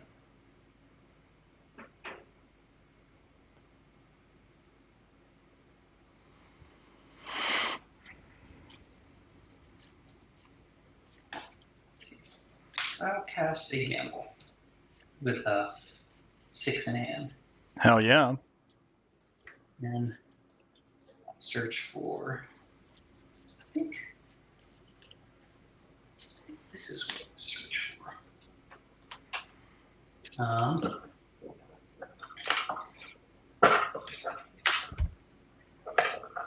Gamble. We'll see if it pays off. All right. So, brand new sleeves, real slippery. And it's 7 cards, so it's not super easy with dice. But 2, 3, 4, 5, 6, and 7. Greg, do you want to choose 1, 2, 3, 4, 5, 6, or 7? Let's go with number 4. 1, 2, 3, 4. This one? Yep. Chaos Warp. Okay. It's kind of a good hit, but alright. Gamble's in the bin. And use this in 3. And I'll cast the Cloudstone Curio. Oh no. Very nice. Yeah. And then I guess I will. Actually, do I want to cast the Cloudstone Curio? No, I think. No, sorry. All yeah, good. I think I'm gonna. No, I only have 1 red. Yeah, missed my land drop, so I'll cast this. I'll cast the Cloudstone Curio, and I'll just pass the turn. All right. That's what I got. I will draw. Yep. Let's play an Urborg. 2, 3, 4, 5, 6, 7. Let's go 1, 2, 3 for a Phyrexian Crusader. Oh no. Yep. Nice. The infect package is starting.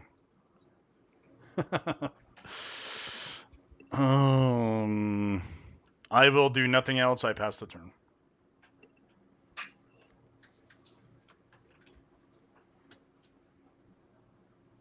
All right. Draw for turn. I will play 1 forest. I will tap 3 to play Gift of Paradise, enchanting my forest. When it enters, I gain 3 life. Okay. That's pretty good.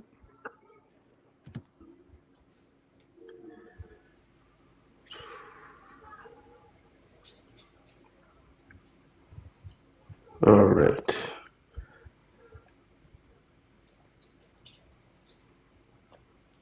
And I think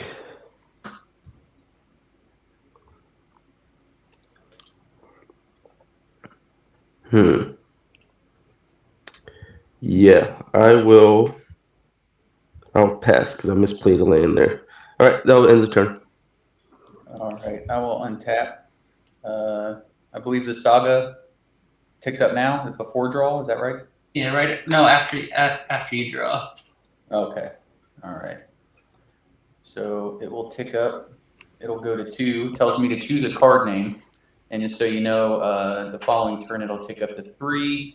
And it says when you cast a spell with the chosen name for the first time this turn, draw 2 cards.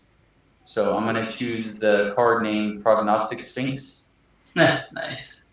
I don't know if anybody ever, it was on it's one of those rares that was on the front of the old 60 card decks you could buy, that were sold.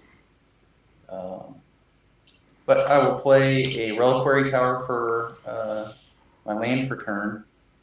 And then I will tap 4 to bring out Ishai, Ojutai Dragonspeaker.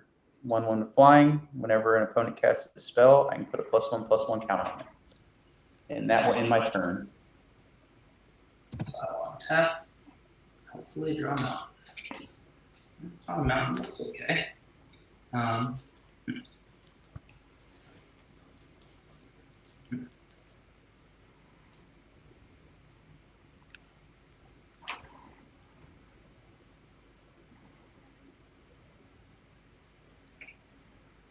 it's not that great, but I will.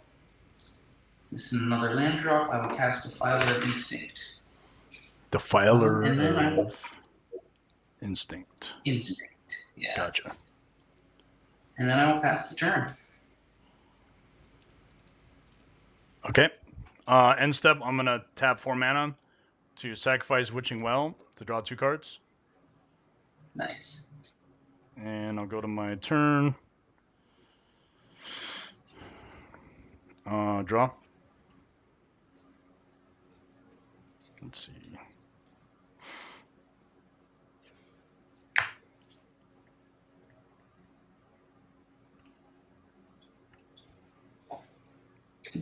Okay. We will play a Cabal Coffers, active with Urborg right now. Let's go 2. Tap this for 5 black.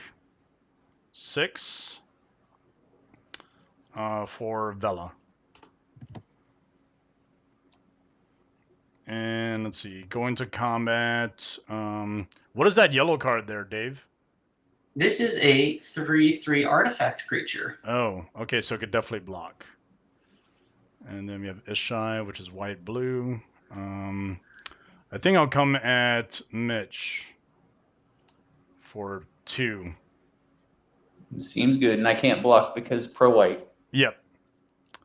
So then you take 2 infect, so you won't take actual combat, or you'll take damage, but not life loss, so you'll just get 2 infect counters. All right. With that, I have no other effects. I pass the turn. Yep, pass turn.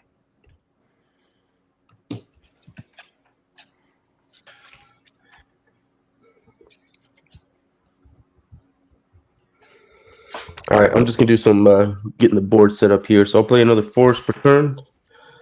I'll tap 2 plains and a forest. Play aura shards. Then I'll tap the remaining 4 for panharmonica. Then I'll pass the turn. Very nice. Oh, those fight triggers, huh? On Panharmonicon? Yeah. So you get two dudes and you get 2 fight triggers. Whenever you get a wolf. Okay. Nice. Yep. Seems good. All right. Untap here. Draw. And I think I set that up poorly when I scried last time, because this will click the 3, and I'm not going to have the mana to play the card I named.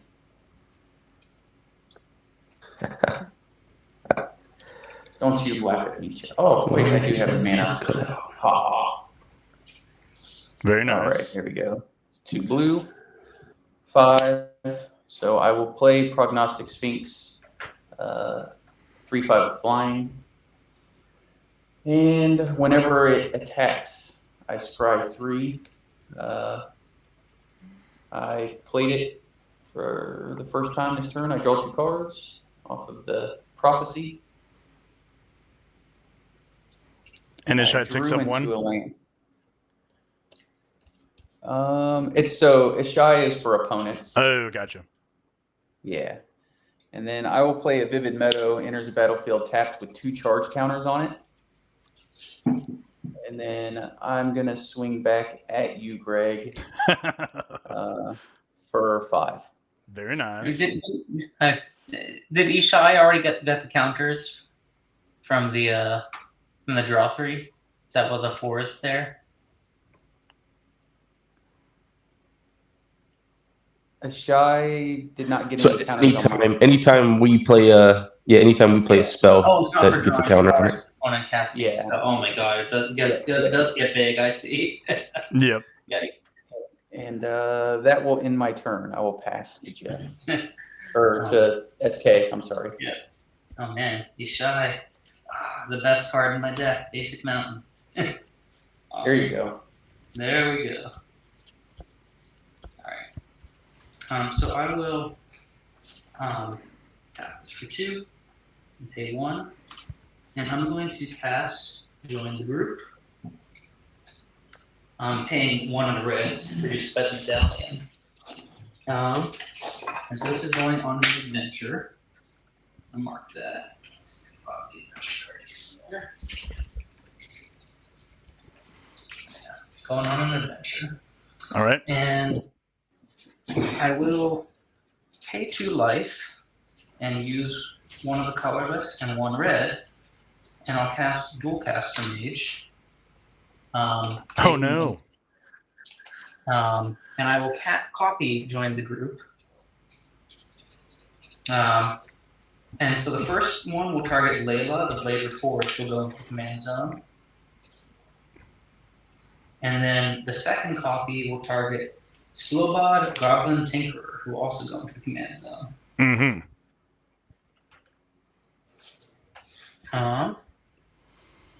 And then, let's see, I've got 1 damage from Defiler Instinct for casting 2 reds, or two Defiler Instinct triggers. Let's see.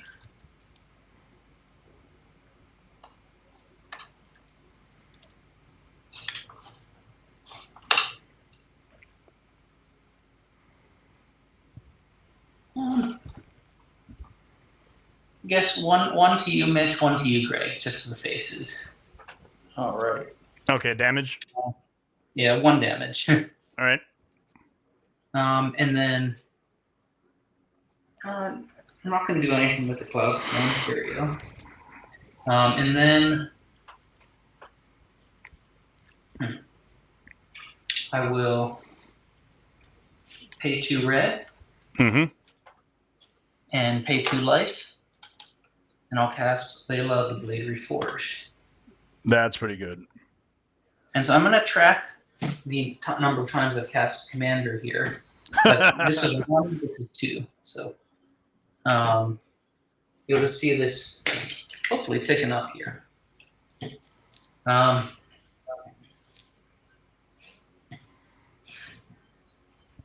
And I guess... Oh, this has vigilance. I'm sorry. Yeah. Layla has haste that's actually not... And I guess when Layla enters, I'll do 1 damage to Jeff's face, and I'll return the dual caster mage to my hand. That's pretty good. That is good. And then as you'll see, I will proceed not to do a ton. Let's see. And I don't have any mana, so it really doesn't make sense to exile the top card, I think. So I'm just going to pass. All right. It is turn 6, by the way. I'm going to draw. Yeah.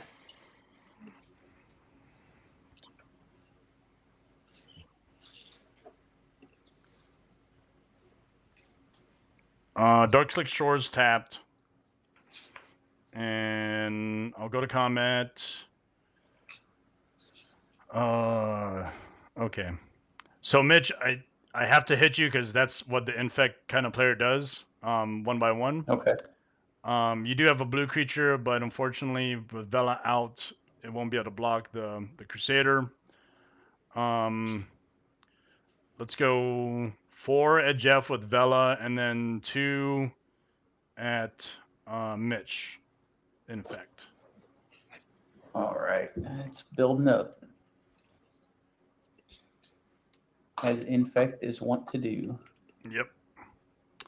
And with that, I pass the turn.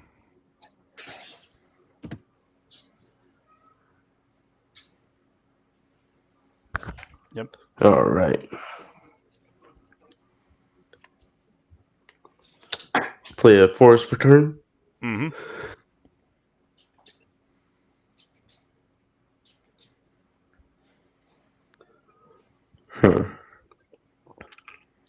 So I think what I'm going to do first is play the commander here.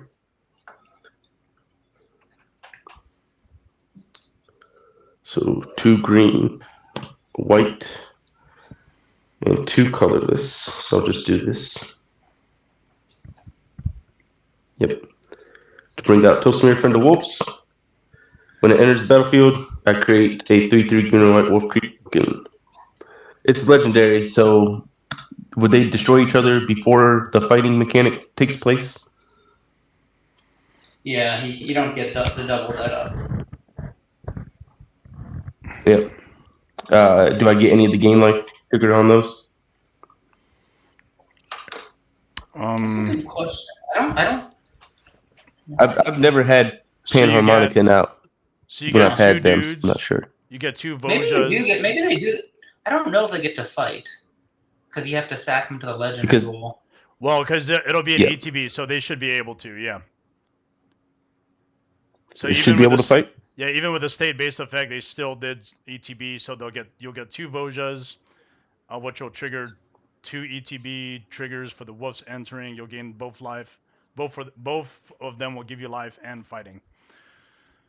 That's okay, sick. so beforehand, the Aura Shards trigger on Tolsimir. Yes. If he resolves coming in, I will destroy Greg. I will get rid of your Soul Ring. Okay, I'm gonna tap it for mana. Okay, so I have 2 floating. Yeah, okay. Then the first Voya coming in, I will also destroy your Commander Sphere, Greg. I'll tap it for Gaining blue. 6 life off of that from Panharmonica. Alright, so blue. And I will have it fight. It's a 3/3 right now. What's your Sphinx at, Mitch? You're the one without the counters? The one without the counters is a 3/5. But it can become hexproof. Yeah, if I discard a card, I can give it hexproof. Okay, I think it's going to have it just fight your Phyrexian Crusader then. Oh. So it'll get 2/2/2 counters on it. So it's a green and white creature, so it has pro white at the moment. Okay. So no damage is going to go through, huh? You can target something else if you want to. Yeah. Let's see what you got over here. I'll just go after your Layla, the Blade Reforged. You could do that, but since you do have 2 fight triggers, may I suggest Vela, since Greg has Cyclonic Rift mana open and floated a blue, and Cabal offers an Urborg. And 2 colorless. Yeah, sure.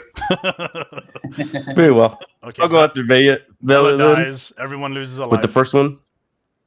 Yeah. Oh, okay. So one. It's only. She won't die until the second. Yeah.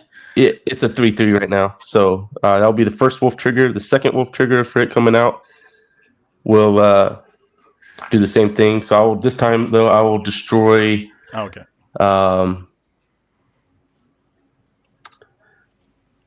Let's see what you got over here, Mitch. I have a Azorius Key Rune. I have a Saga that's about to finish, and I have a Brave the Sands that gives my creatures vigilance and allows them to block an extra creature. Okay, I'll get rid of the sands. All right. Okay. So you only hit All right, Vela gaining once. the 6 life. You only hit Vela once. No, and then the second fight trigger is going to go Vela for the second time. Okay. Now everyone loses a life. Twice, yep.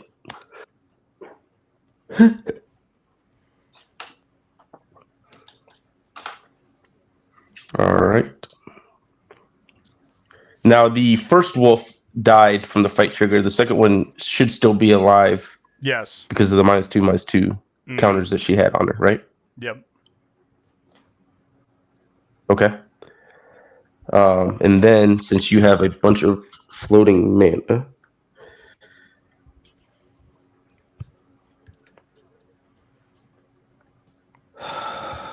well, I'll just see what happens here. So I'll tap 3, 2 green and colorless for Witch Stalker to gain 6 more life. It's got hexproof, and whenever an opponent casts a blue or black spell during my turn, I put a +1 counter on it. And then this time I'll have it fight your Leela, getting 6 life off Panharmonic. And then go to the command zone with an H counter. You get It gets this fight trigger, right? You get 2 fight triggers, yeah. Oh man, so he would have had 4. Yeah, I think your Voja actually gets an additional 2 because of the extra token, and yeah, so there's actually 2 more fight triggers on Voja. Yeah, that's right. Okay. That's before the other one dies to state-based effects. Yeah, so you still have 2 fight triggers with 3/3s on them.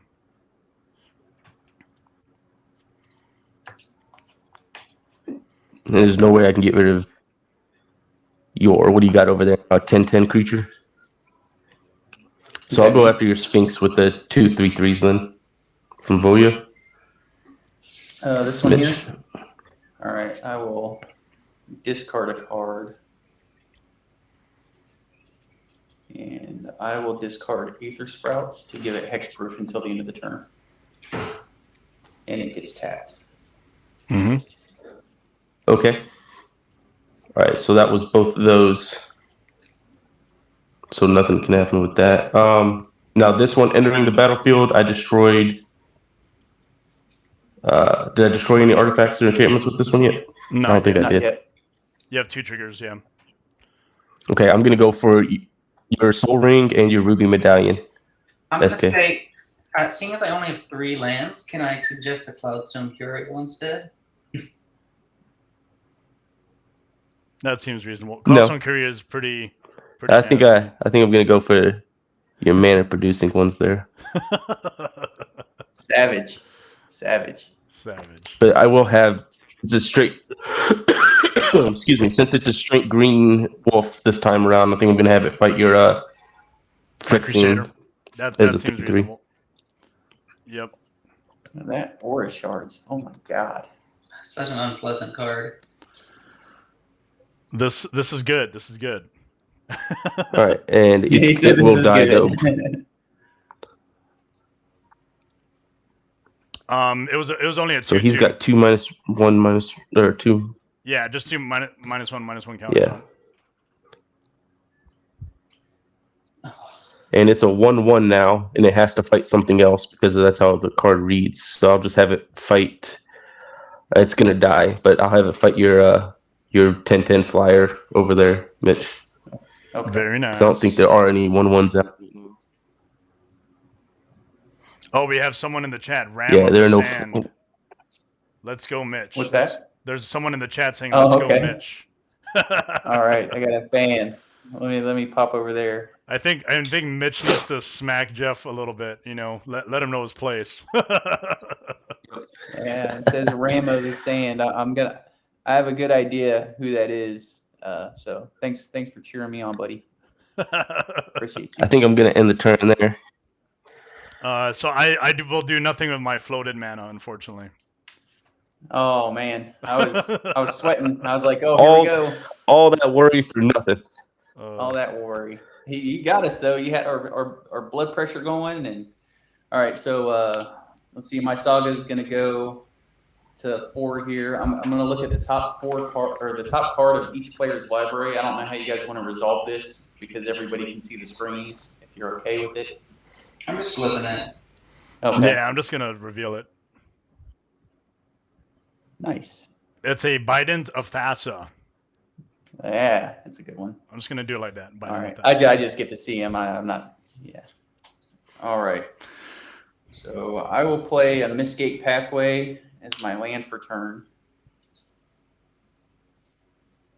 And I'm not sure here what we have going on. So I'm going to hold off and bring in my other commander in. Tap 2. You know what? Or shards. Yeah, gotta remember that's out there.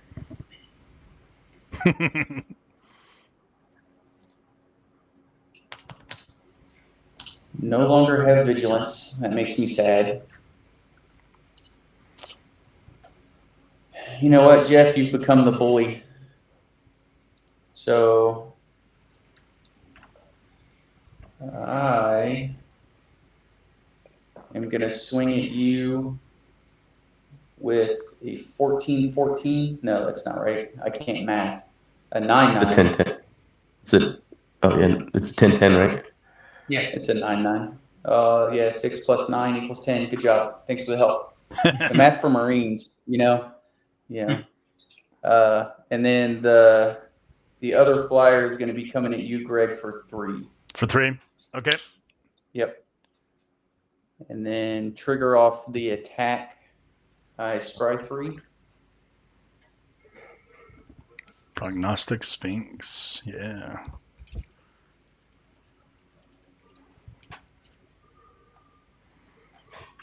All right. I'm going to reorder those and leave them on top. And then I am going to pass my turn. All right. So on tap, I'll draw that mountain. Thank goodness, since all my mana was blown up. And I will.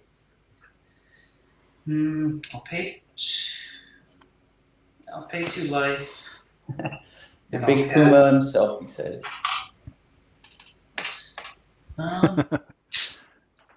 And I guess I'll do 1 damage to. Interesting.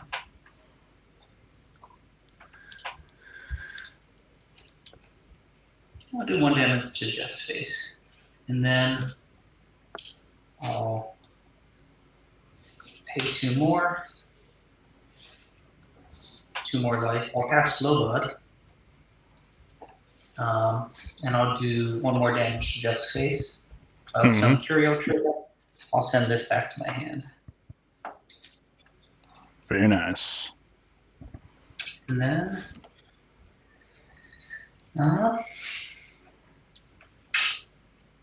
that's That's what I thought.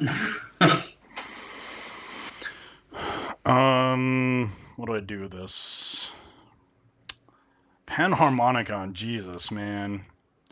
And Okay. Aura Shards. See, I would have done this earlier, but I just was feeling like, okay, I don't know how bad it's gonna be, so I just let it ride. 2 and 2 blue. I'm gonna Venser the Panharmonicon. It bounces to your hand. Yeah.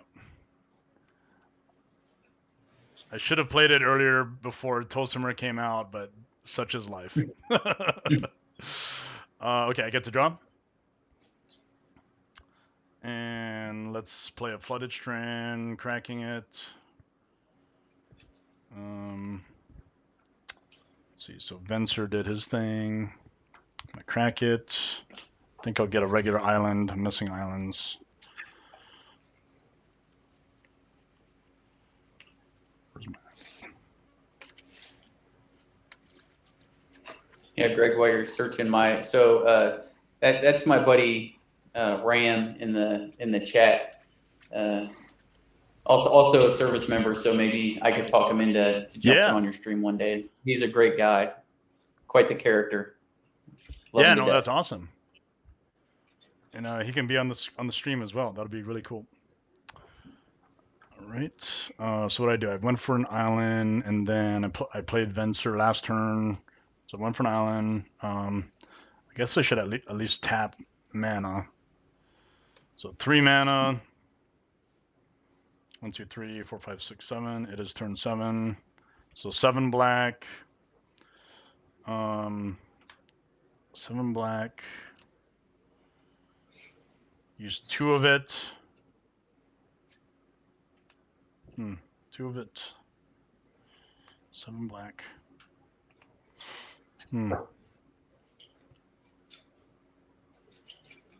Should I do Vela now? I don't know if I should do Vela now. Vela's probably gonna die. So 7 black. Actually, no, I won't do it that way. I'm gonna do it this way. Sorry. 4 mana for a Biden of Thassa. And Mitch, you're open. I just need to be able to draw something, so I'm gonna draw after the combat damage. So 2 damage to you. Take it. Got it. All right, and then let me draw. Ooh. This is interesting.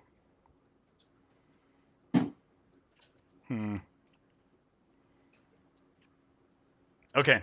I will pass the turn.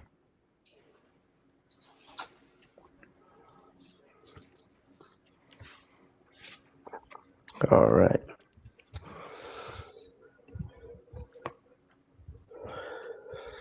I'll go ahead and tap this Sun-Scorched Desert for 1. Play Soul Ring.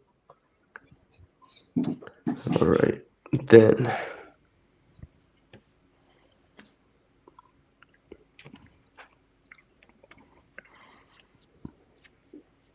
one, 2, 3, 4, 5, 6. Tap 6 for Tolsimir the Wolfblood with the plains being down here. I'm gonna respond. So to other the green casting. creatures. Okay. 3 mana. And geez, that Aura Shards is just so crazy. 3 mana. Debt to the Kami. I'm gonna choose target opponent exiles. Oh no, you have another enchantment, don't you? So you're probably not gonna choose Aura Shards. Hey, what's his other enchantment?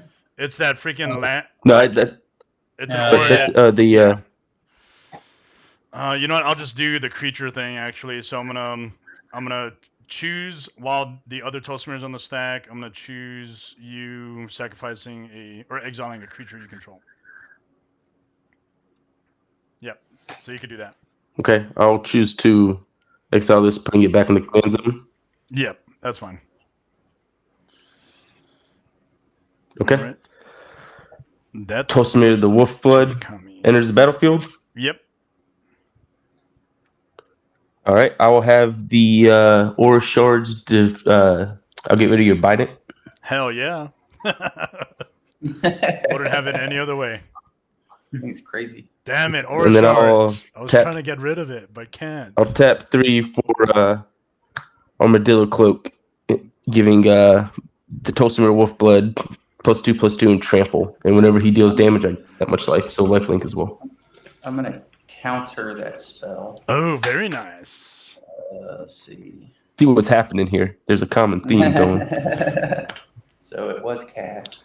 Let's see. So make sure I got the right mana, white, and blue. So I'm gonna render that silent. Just counter target spell. Its controller can't cast spells this turn. Okay. And the Ishai should now have 18 power, I think, because it was 10 before and been 8 before. You say that last part again? I'm sorry, I missed it. I think there were 8 spells cast since your last turn, so it should be 18 power now. Okay, thank you. The reminder was totally unnecessary. I'm pretty sure I know where it's coming. All right, Jeff. I feel like Well, that's your gonna end my life turn is because I can't cast spells. All right. Life is short. Yeah. Go out with a bang, I Yeah. guess. Yeah, I wasn't expecting Ishai to hang Yep. out. So I'm going to play Plains as my land for turn. Let's see here. I mean, I might as well just play cards, right? Play cards, guys. All right, so I am going to tap 6 and bring out Eligeth. Yes. And then, Jeff, I'm going to come at you for 3 flying. And I'm going to come at Greg for 18 only because I'm pretty sure I've hit him with a Ishai before. No, you also hit Jeff before. You also too. hit Jeff. Yeah, you hit me. Yeah, Oh, did I? 10. Did I? Yeah. That is true. So you have Very That's what I'm saying. So if you hit me with this eye, I'm out from commander damage. Yeah. And that Aura Shards is, it's been sitting there. Yeah, it's busting us up. But Aura It's Shards been might be sitting able there. to It's help been me 2 out. turns. I don't have any enchantments or auras on the battlefield, so You do have a key rune. yeah. I've only done one negative thing to your board, Mitch. That's all I'm saying. You're right.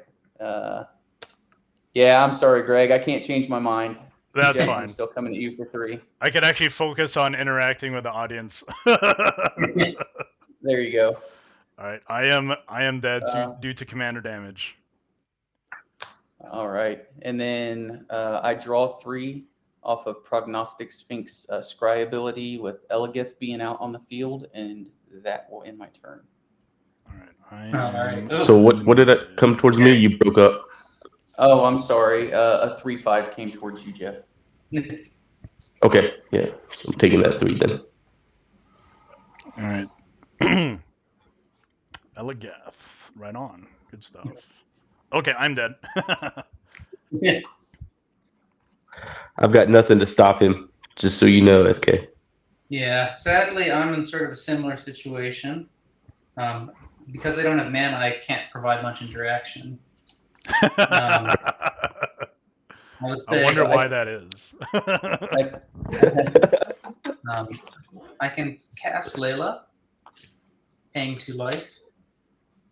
And Jeff, I'll ping you. All right. And I guess I will.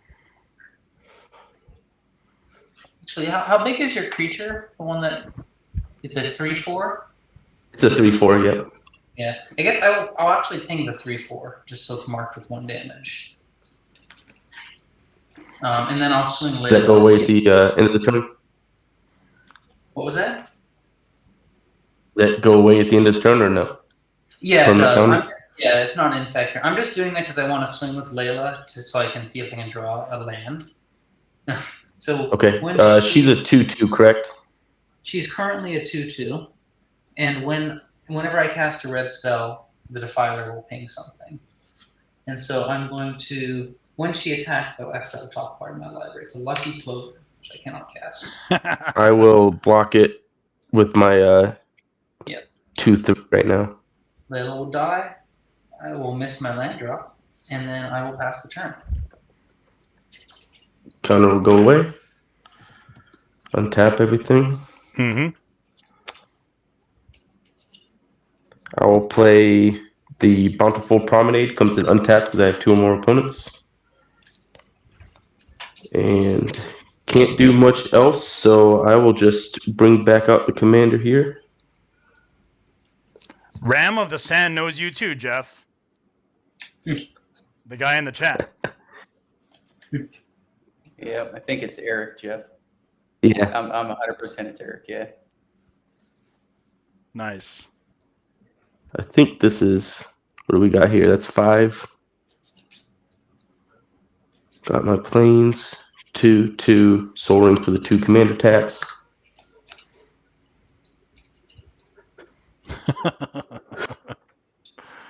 Oh, this is good. This is good. so just so you know, Jeff, he said, "Oh, Jeff's my boy too," but I'm still rooting for Mitch though. Yeah. That's how it always goes. Yeah. All right. So It is Eric, with according Tolsimir to coming Ram in, I'm going to destroy your key room, Mitch, as thanks for Fair not enough. attacking me with your commander. Well, so what did you just cast there? Your commander? With him coming on the battlefield with aura shards? Yeah. Yeah. Sorry, I was distracted by chat. I'm going to condescend Ooh. and target spell unless you pay X, which is 1. And then Okay, 1. I scry 2. But you draw those 2, right? Yep. Okay. And then my key ring Yeah, goes so- bye-bye? Yep. Once he comes in, I create another creature, which is going to gain me 3 life. Should have done Panharmonicon first. But I will then fight. He is now a 5/5 with the Wolf Blood, so I will have it fight your else. No, it's a 5/6, huh?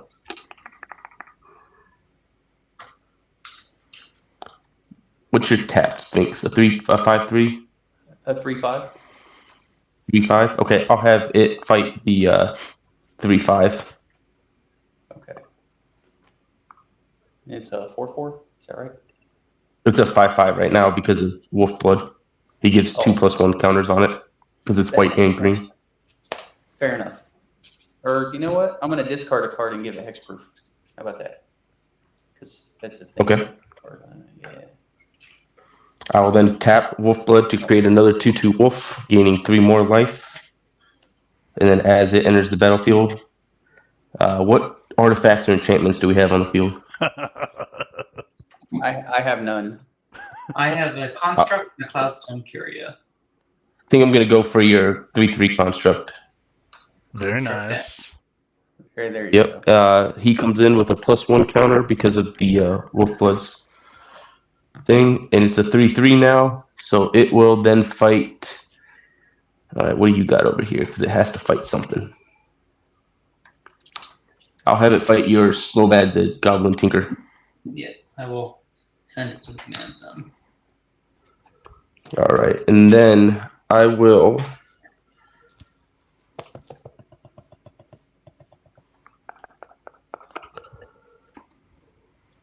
I think that's it. Yeah, because everything has summoning sickness, so that's gonna be it for me.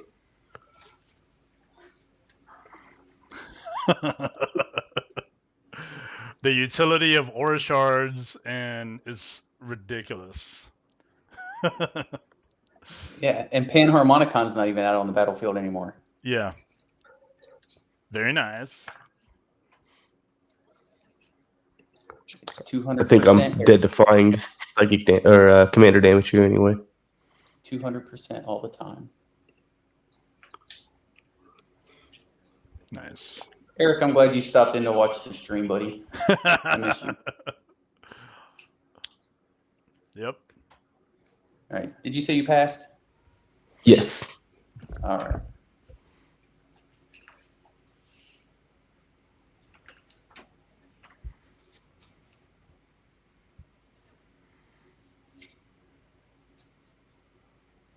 All right, I will play a Tranquil Cove as my land for turn enters tapped, and I will gain a life.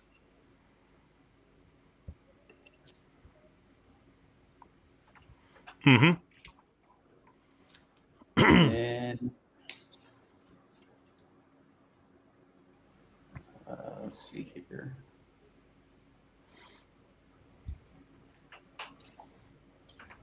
So I'm going to switch out this token here because he creates a 2/2 green and white. So it's actually going to be a 4/4. Okay. So I'm going to tap.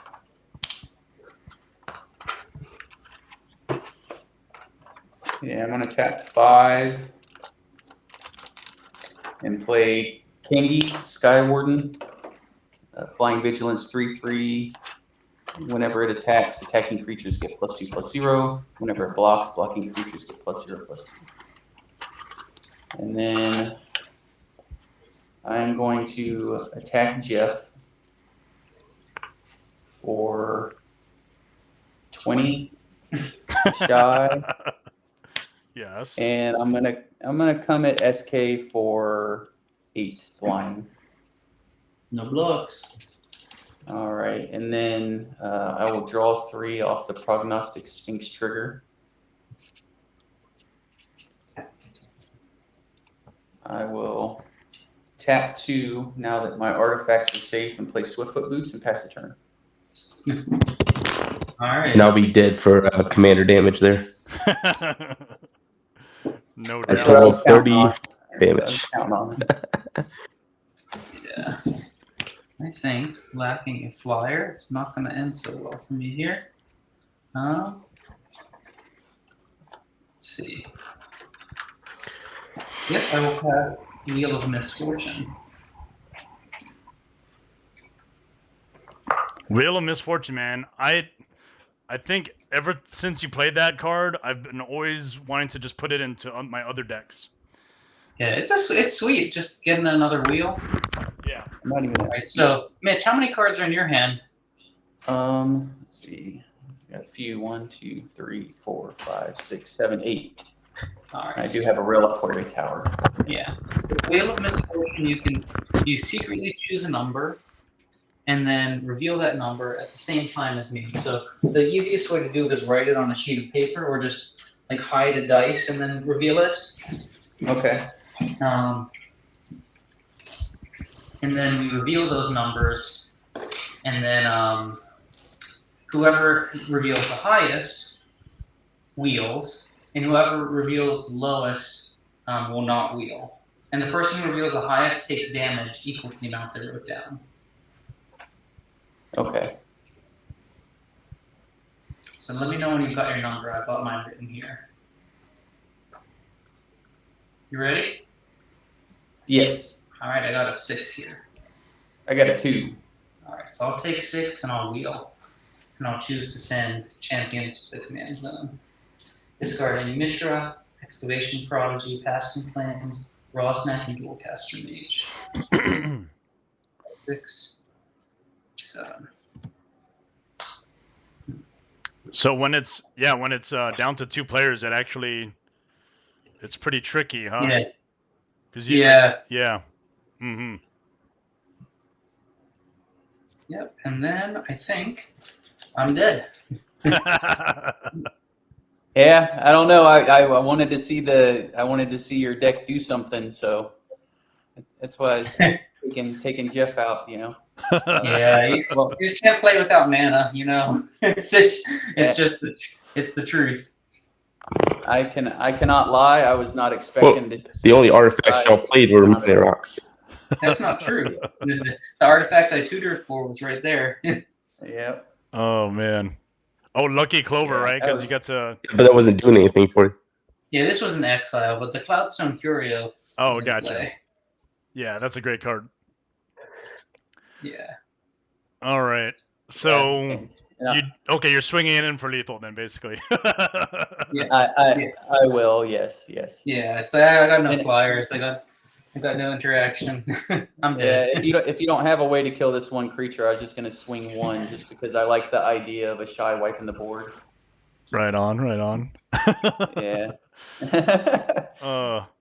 Wow. Okay, Yeah, I was not expecting to pull that one out. Thanks. That's a good that game, is guys. Appreciate the Yeah. game. that's Yeah. game right there.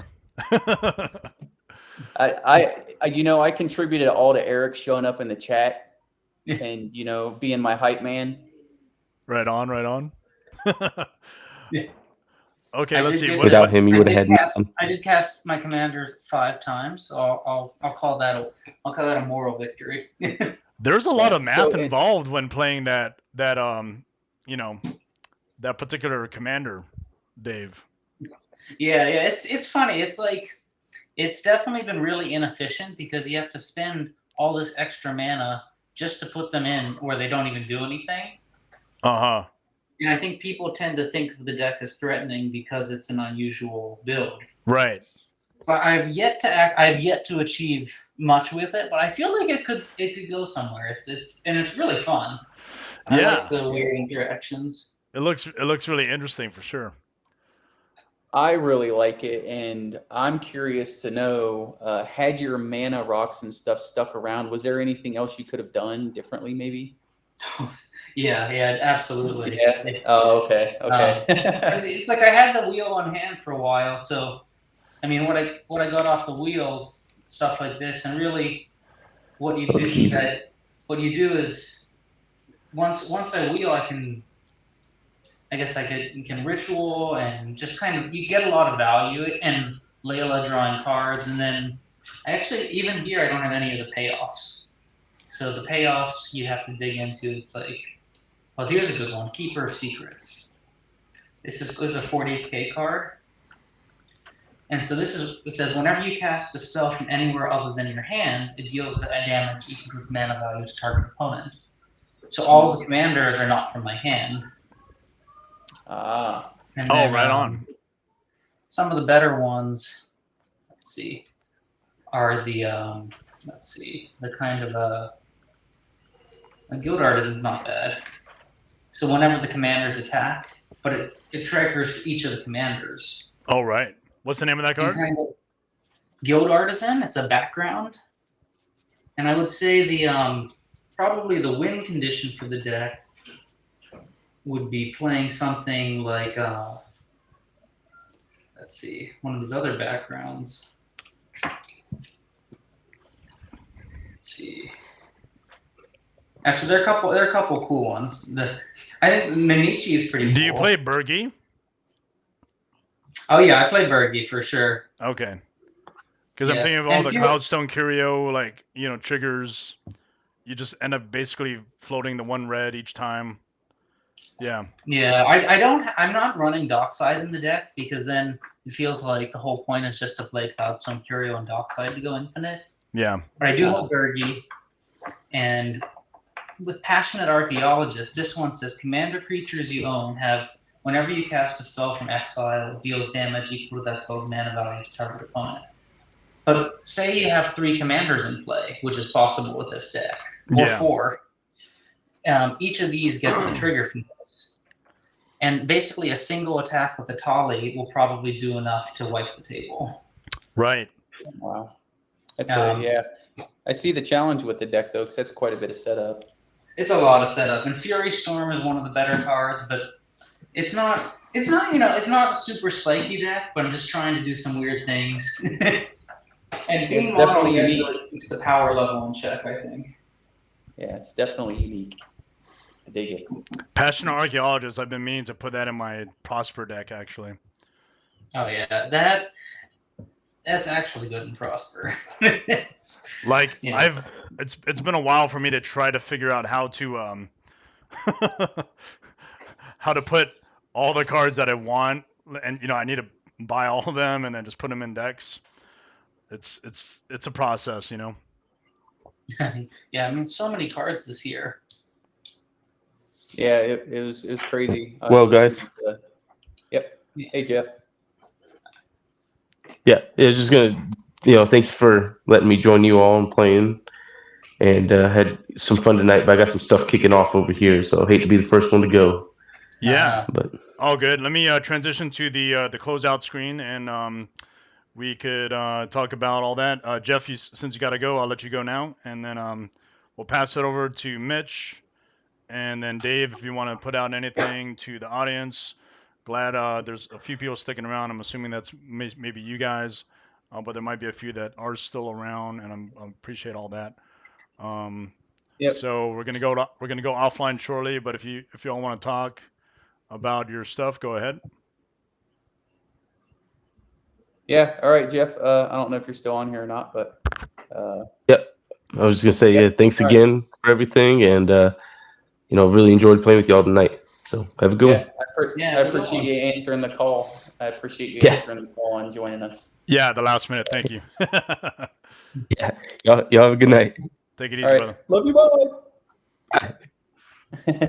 Okay, Mitch, do you have anything you want to put out? Maybe another AMP, plug, or just anything about yourself, military, etc. Absolutely. So with AMP specifically, it's very cool. Actually, Eric, the guy in the chat, is the one who first told me about it. It's a great place for like I said, Eric told service you. members. He did. So service members, no matter what stage in their career they are, DoD affiliated folks, come check it out. I mainly interact on Facebook with them, but the community's great, and I see it growing a lot and doing great things. So if you're interested in that type of thing at all, come help build the community. And before I pass it off, I would like to express my gratitude again for being invited to be part of the program. It was a great time. I was fortunate enough to take one of the games, but you guys were great to play with, and I hope we can do it again sometime. Thanks, Mitch. Appreciate you coming on. Of Absolutely. course, the community, I think it's going to grow, and looking forward to more folks like you to come out and play. Thank you again. Thank you. Dave, your mic. Thank you. All right. Well, it was a pleasure playing with you, Greg and Jeff and Mitch, and got to see some cool stuff happen tonight. I love seeing you pop off in game one, Greg. that was great. It was like, that was crazy. When I saw that turn to Windgrace, you couldn't see my eyebrows raised. I was like, okay. Yeah. And when he cast that temp spell, all I thought to myself was, oh yeah, I don't play strip mine. It's like, I know Greg's got a cradle in there. It's like, oh yeah, maybe I should run that. I figure, with those temps, it's one of those things where it's like, okay, if you actually do decide to get tempted, then it's likely you would get a strip mine or a wasteland just to kill off the land that I just fetched for. Mm-hmm. Yeah, I mean, if I were running Cradle, I probably would have gotten that. I was tempted to just grab a land of some kind. Yeah, tempt is so good. I should have. Tempt is so good. Gameplay aside, it's always a pleasure being here. I love your stream. I love all the work you do organizing in the community for the military gamers, for the altars. For people. It's just it makes a big difference to have people putting in that work, kind of connecting people in different parts of this game, and it is all about the people. And so I really appreciate that, and look forward to more fun in 2023. You didn't get to show off the altars much, I think, when we did the intro. You want to do that now? For you? Oh, sure. I'll show the Zacama, since this was what I was playing with. It's my Calvin and Hobbes Zacama. Let's see. Camera there. Yeah. That's amazing. I have so much admiration for your guys, for the work that all the altars do. Like I said, I did it a few years back. Had a blast with it. Gifted my friends a ton of cards and things like that. But yeah, it's a phenomenal the creativity that goes into the altars. It is so fun, and it's great. I like working with, even though I kept most of my stuff is for clients. This was the Tainted Pact I was going to show. It's for client. Yeah. It's based off of this 15th century piece with the skeleton guiding the baby to sign this contract. And there's some dark figures in the back you can't see. Trying That's to keep awesome. it real thin.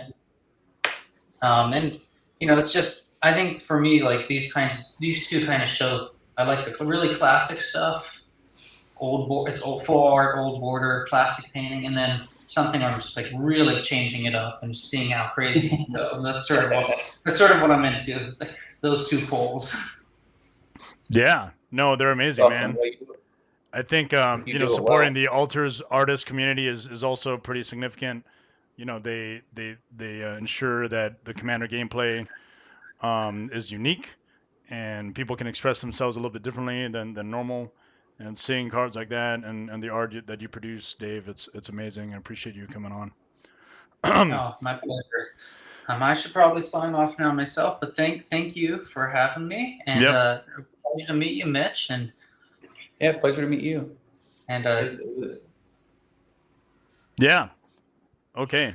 With that, we're gonna go offline. I wanted to thank all my viewers that had stuck around. All right. And all the, of course, all the folks that came on to play. It's amazing. Tune in maybe in the next hour or two. I might do a second stream, trying to round up my next pod.